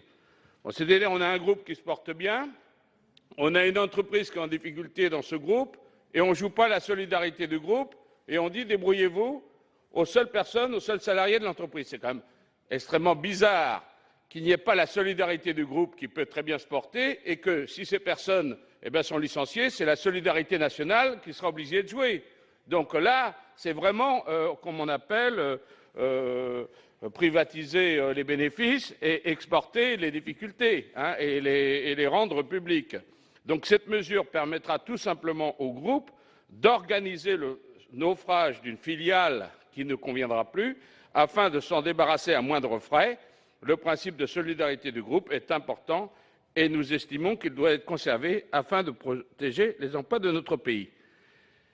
Dans l'article 102, il est dit que même s'il y a une décision du tribunal qui serait contraire et qui annulerait la procédure, il n'y aurait pas d'indemnité ou réintégration dans l'entreprise. Dans le 101, ça n'existait pas tel qu'il est formulé aujourd'hui. Mais, Monsieur le ministre, vous avez déposé un amendement pour le rétablir.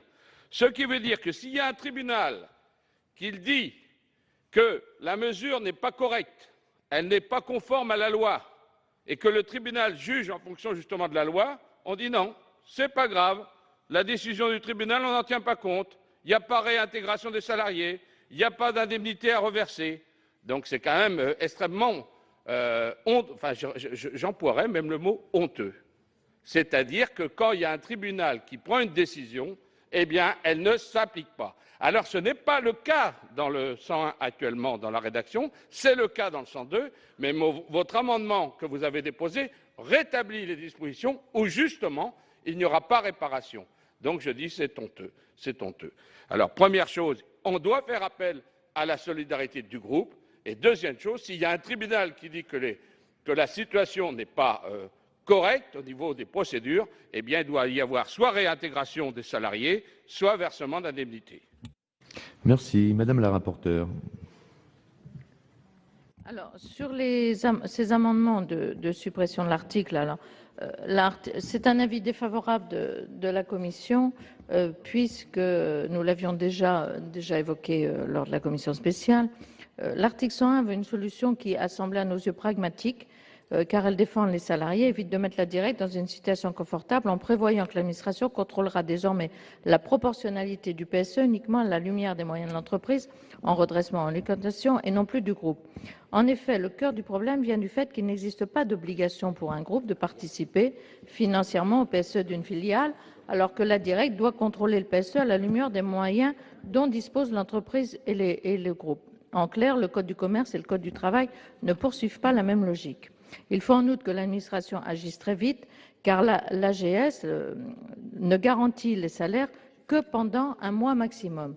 Donc, obliger l'administration à contrôler le PSE d'une entreprise en faillite à la lumière des moyens du groupe rallonge les délais et fragilise les salariés en pure perte, car l'administration n'a pas les moyens d'obliger le groupe à financer le PSE d'une filiale.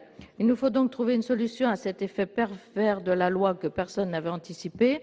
Alors, la Commission a mis un avis défavorable, mais toutefois, on va entendre Monsieur le ministre, car le gouvernement pourrait utilement engager dans les mois à venir une réflexion plus globale pour responsabiliser les groupes vis-à-vis de leurs filiales lorsqu'elles mettent en place un PSE, associant au moins le ministère du Travail, le ministère de la Justice et le ministère de l'Économie. Cette réflexion devrait s'inscrire dans le cadre européen et ne pas nuire à l'attractivité de notre territoire.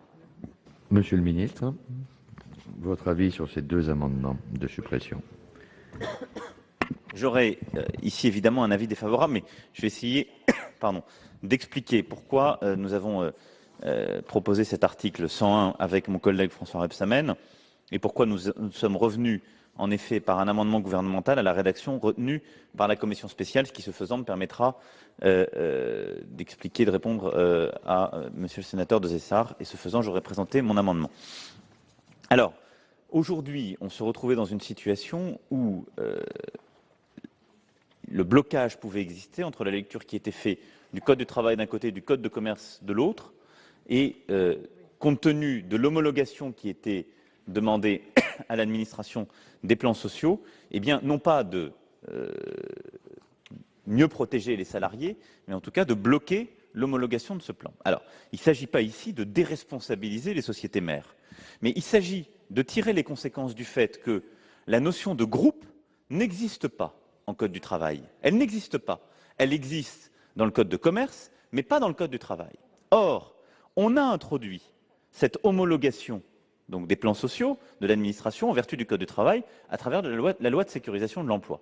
Et le constat qui a été fait, c'est qu'on pouvait se retrouver bloqué à aller chercher au niveau de l'homologation le groupe, sans avoir les moyens de le faire, et ce n'était pas une question de mieux 10 ans, moins 10 ans, etc. Parce que quand le plan social n'est pas suffisamment 10 ans, de toute façon, l'homologation n'est pas donnée. Donc là-dessus, groupe, pas groupe, ça n'est absolument pas un critère. Par contre, le point qui est important en substance que vous évoquiez, c'est de dire que lorsque le groupe, lui, se porte bien, il faut qu'on puisse aller chercher financièrement le groupe. Et donc, ce que permet de faire cet article, c'est de dire l'homologation ne peut pas être bloquée par la situation du groupe, le contexte, etc. Parce que, précisément, dans le Code du travail, on n'a pas à en connaître.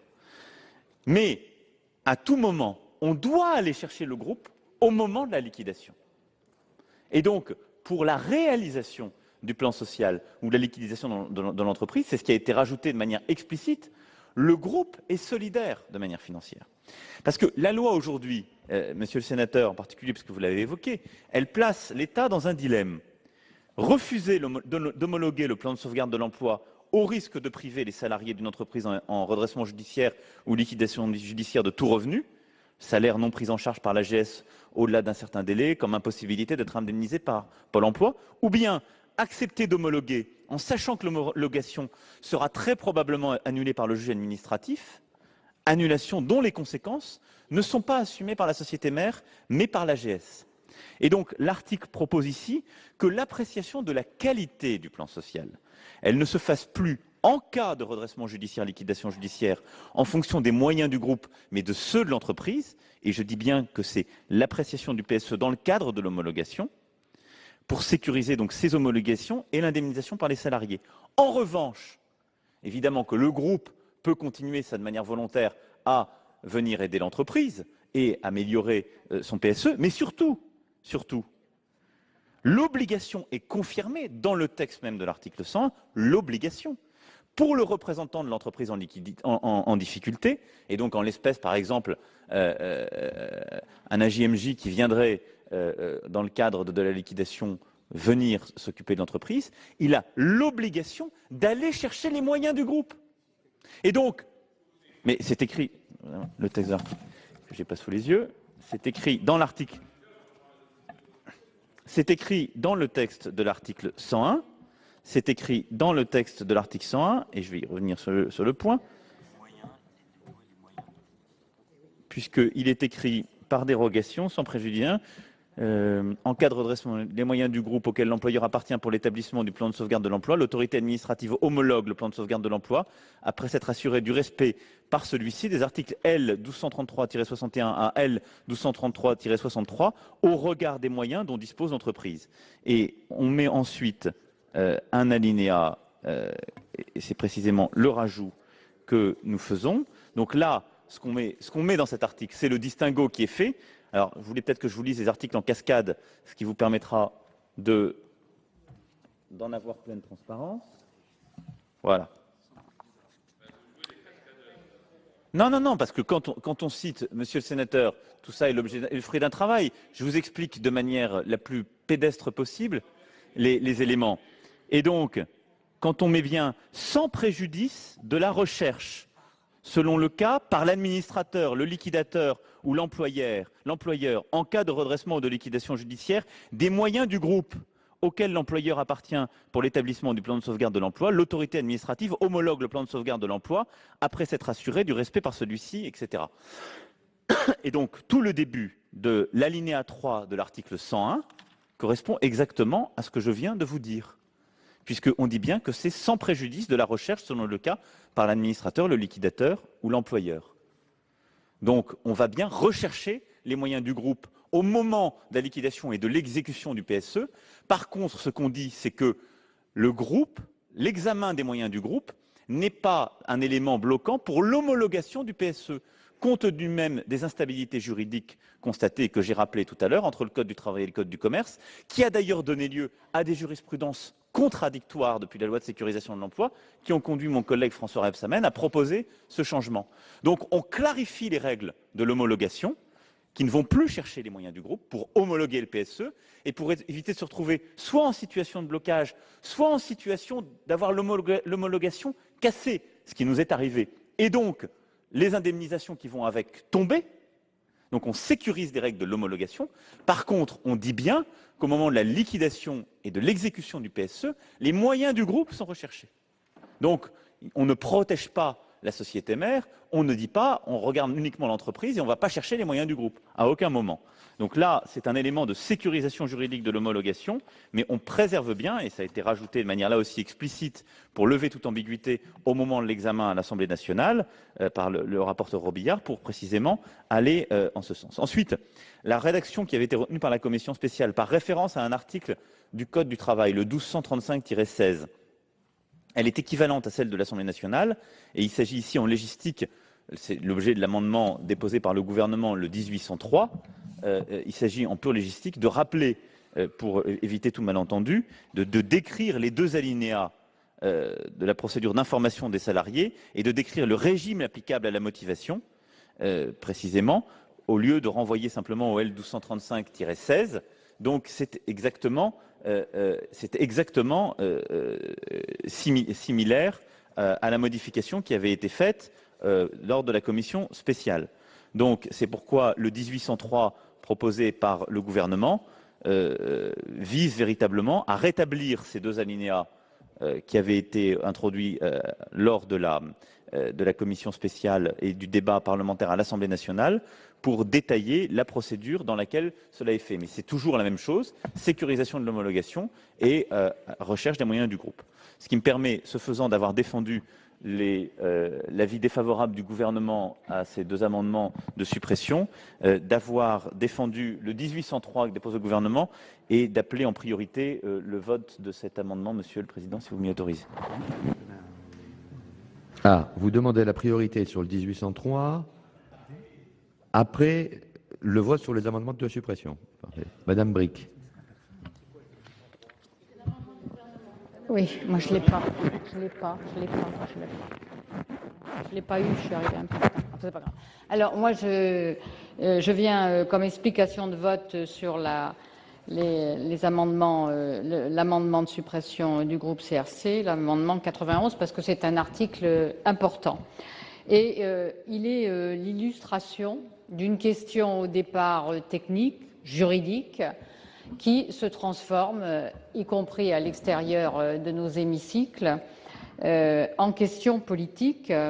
On a entendu, on a lu que cet article faisait que le gouvernement et sa majorité à l'Assemblée, j'ai lu que c'était une régression sociale. J'ai encore entendu tout à l'heure notre collègue de Cessart parler aussi dans ces termes, pas tout à fait exactement cela, mais c'est pour ça que je prendrai un peu de temps pour essayer de voir ce qu'on peut faire en tant que législateur à partir d'une situation juridique compliquée. La Cour de cassation rappelle que tout PSE doit être établi en fonction des moyens du groupe auquel appartient l'entreprise. Mais elle dit aussi que l'obligation de reclassement qui pèse sur l'employeur ne pèse pas sur le groupe. Elle définit donc une obligation pesant sur l'employeur, celle de construire le PSE avec les moyens du groupe, mais elle ne dit pas que le groupe est tenu d'abonder le plan. Sinon, l'employeur ne peut pas se conformer à son obligation de reclassement. Le problème se pose pour les entreprises qui sont en redressement ou en liquidation, puisqu'elles ne disposent pas des moyens de financer les obligations d'un PSE, notamment en matière de reclassement. En résumé, l'administrateur judiciaire est légalement tenu de construire un PSE qui prenne en compte les moyens du groupe, mais il ne peut obliger le groupe à abonder le PSE. Donc l'obligation légale est difficilement applicable. Elle est même quasiment impossible à appliquer. Et cette situation a des conséquences très graves pour les salariés. En effet, l'association de garantie des salaires doit prendre en charge les rémunérations, mais elle doit avoir été saisie dans le délai d'un mois. Notre rapporteur l'a dit tout à l'heure, ce n'est jamais le cas et donc les salariés sont forclos. Alors, dans ce débat technique vient s'intercaler un autre débat qui n'est pas mince, parce que nous l'avons eu à l'intérieur du groupe socialiste, pour être complètement honnête intellectuellement, je dois le dire. La mise délibérée en liquidation d'entreprises qui étaient rachetées, notamment dans le cadre d'un LBO, à seule fin d'être vidées de leur substance, est une opération purement financière que nous condamnons. Alors certes, Ces cas sont marginaux, mais il se trouve qu'ils ont un retentissement considérable, et c'est légitime du reste, ce retentissement. Alors la recherche de responsabilité devant les tribunaux est une procédure longue et coûteuse. Examiner les flux financiers, rechercher des actes anormaux de gestion dans d'autres pays prend des mois, voire des années. Alors la question technique principale, le ministre s'en est expliqué à l'instant, est celle des liens entre le groupe et l'entreprise, entre la mère et la fille. Et évidemment, le juge appréciera la véritable intégration. Si elle a lieu, les moyens du groupe peuvent être recherchés. L'exemple qui me vient à l'esprit, que j'ai cité, je crois, en commission spéciale, c'est l'exemple allemand. À la suite du drame qui s'est posé à la chute de l'avion, la compagnie low cost de Lufthansa Germanwings, tout de suite, la direction de Lufthansa a pris la responsabilité sur elle, et c'est l'exemple parfait d'une intégration totale. Donc, c'est ce que la théorie juridique appelle le co-emploi des salariés, mais cette théorie est d'application restreinte en pratique. Alors, il nous revient à nous maintenant, législateurs, pour conclure, essayer de conclure vraiment, préserver les droits des salariés et sortir par le haut de cette situation. C'est pour ça que plusieurs amendements ont été disposés qui vont dans le même sens. Nous voulons, au final, parvenir à ce que l'administration n'homologue un PSE qu'après s'être assurée de la recherche des moyens du groupe pour financer les actions d'accompagnement, de reclassement et de formation auxquelles les salariés ont droit dans le cadre d'un plan de redressement. Et c'est pour aboutir à cela que nous ne voulons pas supprimer l'article. Nous souhaitons qu'une solution soit trouvée afin que les salariés ne soient pas privés de leurs droits, ni qu'il soit fait appel indûment aux finances de l'État pour régler les salaires en lieu et place de l'entreprise ou de l'AGS. C'est un article important. Nous voulons vraiment en débattre avec une série d'amendements qui l'accompagnent. Merci, Madame Bricq. Y a-t-il d'autres explications de vote? Monsieur de Cessard.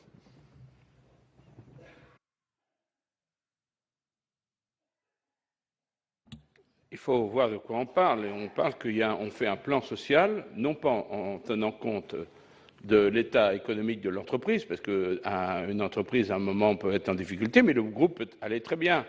Donc on dit qu'il faut faire un plan social en fonction des moyens du groupe. Enfin, ça paraît bien, le moins. J'ai apprécié effectivement que Mme Bricq, au nom du groupe socialiste, dise qu'il y aura des amendements qui iront dans ce sens-là, donc je m'en réjouis. Je pense qu'on aurait pu se dispenser effectivement de cet article. Voilà pourquoi je maintiendrai l'article de suppression. Mais, Monsieur le ministre, quand vous dites dans le droit, il n'existe pas la notion de groupe, et qui fait le droit? Qui fait le droit, si ce n'est nous? Pourquoi nous, on n'aurait pas défini la notion de groupe? C'était trop difficile? On a trouvé plus facile de dire les salariés dans une entreprise, quand ça va mal alors que le groupe va bien, on n'en tient pas compte pour établir le plan social. Le plan social, c'est les reclassements, c'est les reversements, c'est les indemnités. C'est quand même normal de tenir compte des moyens du groupe lorsqu'il y a un plan social qui soit fait. On aurait pu prendre le temps, et d'ailleurs on aurait pu séparer toute cette partie-là de la loi Macron. J'ai plaisir, vous le savez bien, Monsieur le ministre, à débattre avec vous, mais M. Rebsamen aurait pu quand même travailler, approfondir la question, effectivement, de définition de la notion de groupe, puisque vous dites qu'elle n'existe pas aujourd'hui dans le Code du travail. Merci. Pas d'autres explications de vote? Bien, donc je mets aux voix les deux amendements 90 et 1314 aux voix. Qui est pour? Avec deux avis défavorables. Qui est contre? Qui s'abstient? Ils ne sont pas adoptés. Donc nous poursuivons la discussion sur l'article 101. Monsieur le ministre, vous avez demandé la priorité sur l'amendement du gouvernement qui a été diffusé, le 1803. Et le 1803 vient en discussion commune avec un autre amendement qui porte sur les alinéas 5 et 6 de l'article 101, à savoir le 1317. Donc, est-ce que la Commission est favorable à ce que nous discutions en priorité de ces deux amendements avec un vote en priorité sur l'amendement du gouvernement, bien évidemment? La Commission en est d'accord, Monsieur le Président?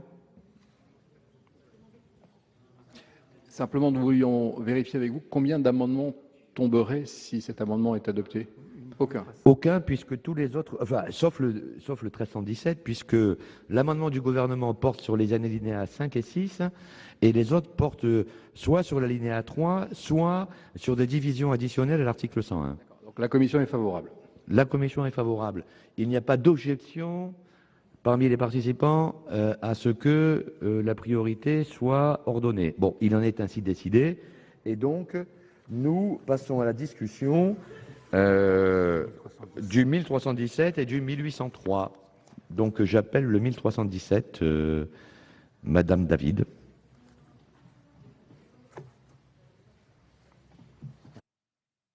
Merci Monsieur le Président. Pardonnez-moi un peu de flottement. Cet amendement que nous proposons, c'est donc la suppression des alinéas 5 et 6 tels que rédigés par la Commission, puisqu'ils ne nous conviennent pas.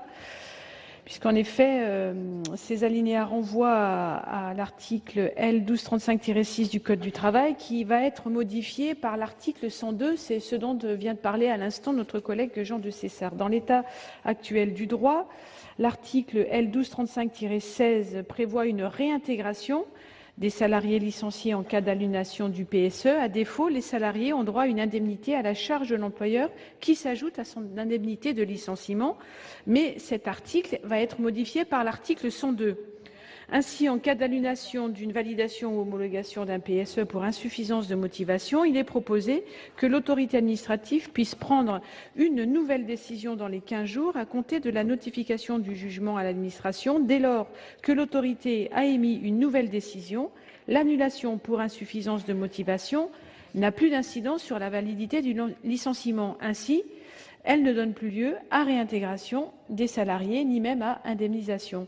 Les organisations syndicales, qui ont l'habitude de défendre les salariés licenciés, sont très inquiètes et nous ont donc alertés. Les recours sur la validation ou l'homologation d'un PSE permettaient d'obtenir justice dans de nombreux cas. Or, leur portée est de fait limitée dorénavant. Une décision prise rapidement par l'autorité administrative supprimera toute possibilité d'annulation de l'homologation ou de la validation du PSE. Dès lors, les salariés ne pourront plus être réintégrés ou indemnisés. C'est la raison pour laquelle nous demandions la suppression de ces deux alinéas. Merci. Monsieur le ministre, considérez-vous que le 1803 a été présenté? Il a été présenté. Donc, je demande à Madame la rapporteure de donner l'avis de la Commission sur ces deux amendements. Alors, c'est vrai que nous avions, lors de la Commission, adopté un amendement de correction, de coordination juridique sur cet article qui nous semblait bienvenu. Et je remercie à cet égard les administrateurs du Sénat et de la Commission spéciale pour la qualité de leur expertise juridique et légistique sur ce texte. J'entends bien ce que souhaite Monsieur le ministre de préciser les alinéas. L'objectif poursuivi est le même que celui de la Commission et j'ai rappelé tout à l'heure l'intérêt de cet article 101. C'est donc un avis de sagesse. Merci. Monsieur le ministre, vous voulez donner votre avis sur le 1317 du groupe CRC? Non. Défavorable sur le 1317. Parfait. Bien. Y a-t-il des explications de vote? Monsieur de Cessard, vous avez la parole.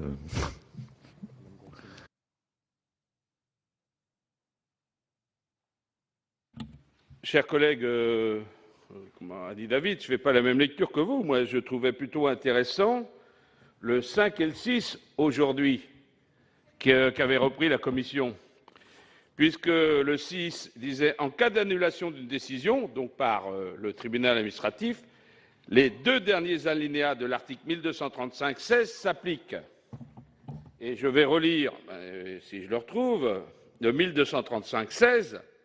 L'annulation de la décision de validation mentionnée à l'article L 1233-57-2 ou d'homologation mentionnée à l'article L 2133-57-3 pour un motif autre que celui mentionné au deuxième alinéa de l'article L 2235-10 donne lieu, sous réserve de l'accord des parties, à la réintégration du salarié dans l'entreprise avec maintien de ses avantages acquis.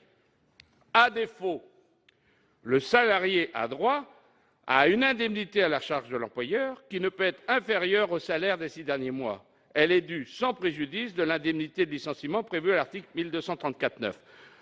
Donc, dans l'article 101, cela est permis, puisque les 2 derniers alinéas de l'article 1235-16 s'appliquent. Donc pour le moment, ce qui est dans le texte, pour le 101, pas pour le 102, est plutôt bon.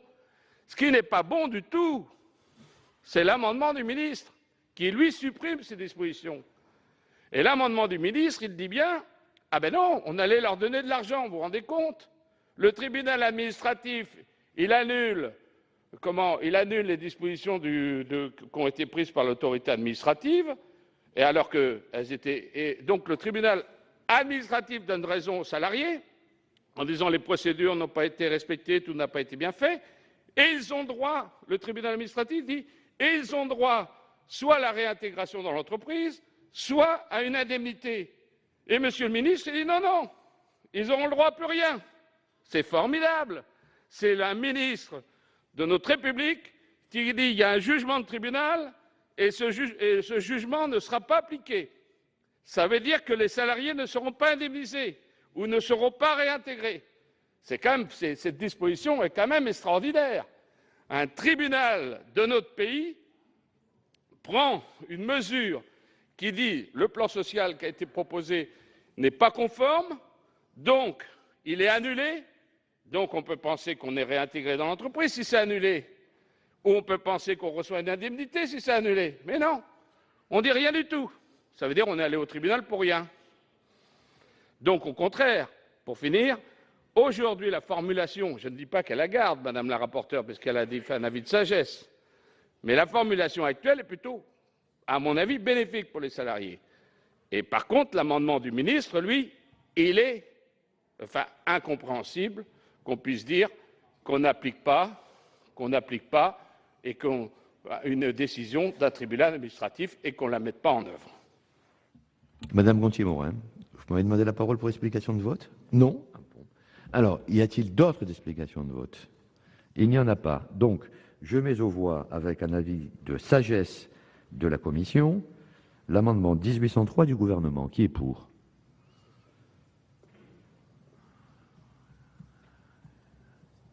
Qui est contre?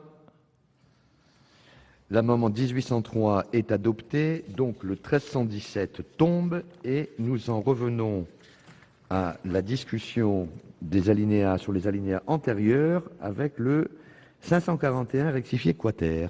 Monsieur Vincent. Oui, merci Monsieur le Président, Monsieur le Ministre, chers collègues. C'est un amendement qui m'amène à revenir sur la discussion qu'a entamée Monsieur le Ministre tout à l'heure sur les conséquences de l'application de cet article 101.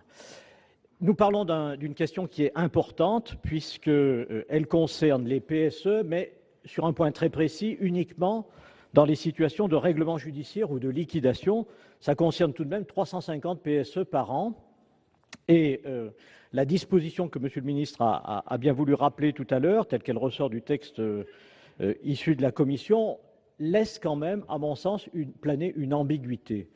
Pourquoi? Parce qu'effectivement, l'administrateur judiciaire sera bien obligé de rechercher les moyens du groupe, mais qu'ensuite, l'homologation se fera uniquement sur la base des moyens d'une entreprise, en l'occurrence d'une entreprise en difficulté, voire en liquidation. Donc on voit bien le risque qu'il peut y avoir de cette dualité, d'abord dans son interprétation, puisque d'un côté on recherche des moyens qui peuvent être importants, mais de l'autre côté on n'homologue que sur la base de moyens faibles, donc il y a une forme de contradiction.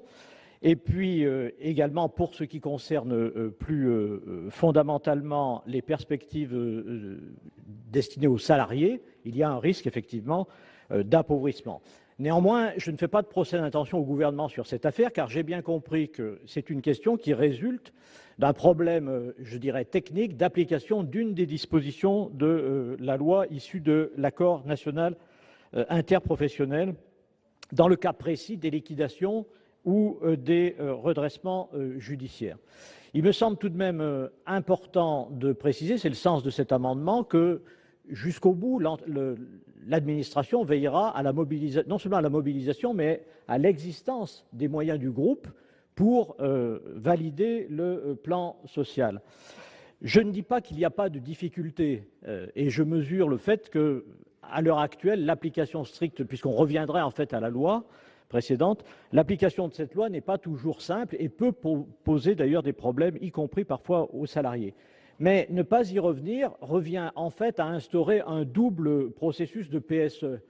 Pour les entreprises en liquidation et en redressement, et là on ne peut s'appuyer que sur les moyens de l'entreprise pour les homologuer, et les PSE normaux pour les entreprises qui continuent de fonctionner, dans lesquelles les moyens du groupe là sont entièrement mobilisables.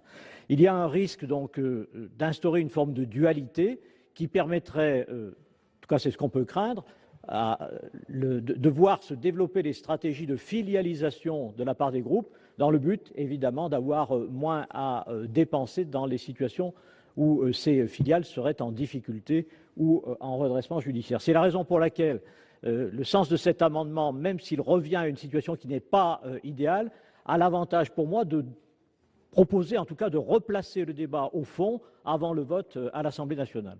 Merci. Le 1456 rectifié n'est pas défendu. Le 924 rectifié bis, Monsieur Delahaye. Oui, Monsieur le Président, Monsieur le Ministre, mes chers collègues. Alors, il s'agit là aussi de revenir sur l'alinéa 3 et sur, en fait, le problème de jugement par rapport à l'entreprise ou au groupe. Nous proposons dans cet amendement de supprimer un certain nombre une partie de l'alinéa 3 de façon à revenir au texte de l'Assemblée nationale et de façon à ce que sur les jugements sur les plans de sauvegarde de l'emploi, la proportionnalité soit jugée au niveau de l'entreprise et non pas au niveau du groupe. Qu'ensuite les moyens du groupe soient sollicités pour faire face au plan de sauvegarde, ça nous paraît une bonne chose. Et d'ailleurs, nous avons un amendement 925 que je présente en même temps, si vous le voulez bien, même si ce n'est pas tout à fait le même sujet, mais c'est toujours après l'alinéa 3, on rajouterait un alinéa qui permettrait, quand l'entreprise appartient à un groupe, l'employeur, l'administrateur ou le liquidateur sollicite les autres entreprises du groupe auxquelles elle appartient afin d'établir une liste d'emplois qui y sont disponibles et de la mettre à disposition des salariés susceptibles d'être licenciés. Donc en fait, c'est bien une volonté d'utiliser les moyens du groupe et les possibilités du groupe dans le cadre d'un plan de sauvegarde pour l'emploi. Par contre, la proportionnalité nous semble devoir être jugée au niveau de l'entreprise et pas au niveau du groupe. Donc voilà l'objet de l'amendement 924 et l'amendement 925 lui permet d'aller rechercher les possibilités d'emploi au sein du groupe. Merci. Le 1488 rectifié, Madame Brick. Oui, Monsieur le Président, c'est un amendement de précision qui vise effectivement à ce que les capacités réelles du groupe et de l'appeler à assumer pleinement ses responsabilités en matière d'accompagnement, de formation et de reclassement des salariés soient vraiment explorées. On va dans un sens où, effectivement, je l'ai dit dans mon explication tout à l'heure à l'encontre de l'amendement de suppression du groupe CRC et du groupe ELV, qu'il faut tout faire pour que les salariés soient défendus dans leurs droits. Merci. Madame la rapporteure, quel est votre avis sur ces trois amendements? Alors, pour l'amendement 541 rectifié quater, qui vise à obliger la directe à tenir compte des ressources du groupe lorsqu'elle homologue un PSE, en effet, cet amendement est plus directif et volontariste que l'alinéa 3 de l'article 101. Mais l'expression « tenir compte » manque de précision juridique. Si un groupe n'abonde pas financièrement le PSE d'une de ses filiales en redressement ou en liquidation, la directe pourra-t-elle refuser l'homologation pour ce seul motif? A priori, non. En outre, l'amendement écrase les dispositions de l'alinéa 3, ce qui implique que la directe devrait continuer de contrôler le PSE de l'entreprise en difficulté à la lumière des moyens du groupe, ce que nous ne souhaitons pas à ce stade. C'est donc un avis défavorable. L'amendement 924 rectifié bis, qu'est la suppression de l'obligation pour l'employeur, l'administrateur ou liquidateur de rechercher les moyens du groupe. Alors, c'est vrai que les dispositions en cause peuvent paraître d'un effet limité, mais cette recherche des moyens du groupe n'entrera pas dans la ligne d'analyse de la directe, on l'a déjà dit, lorsqu'elle doit homologuer un PSE d'une entreprise en difficulté. Ceci dit, cette obligation morale constitue une étape provisoire en attendant que le gouvernement propose une réforme plus globale sur les droits et les obligations des groupes, notamment en matière sociale. C'est donc un avis, demande de retrait ou avis défavorable. Et le dernier, c'est celui qu'a présenté Madame Bricq.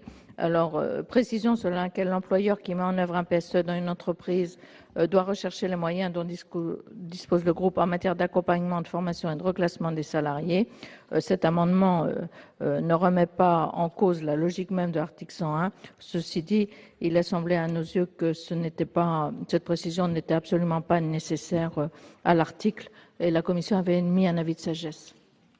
Voilà pour l'examen du projet de loi croissance, activité et égalité des chances économiques, également connu sous le nom de projet de loi Macron.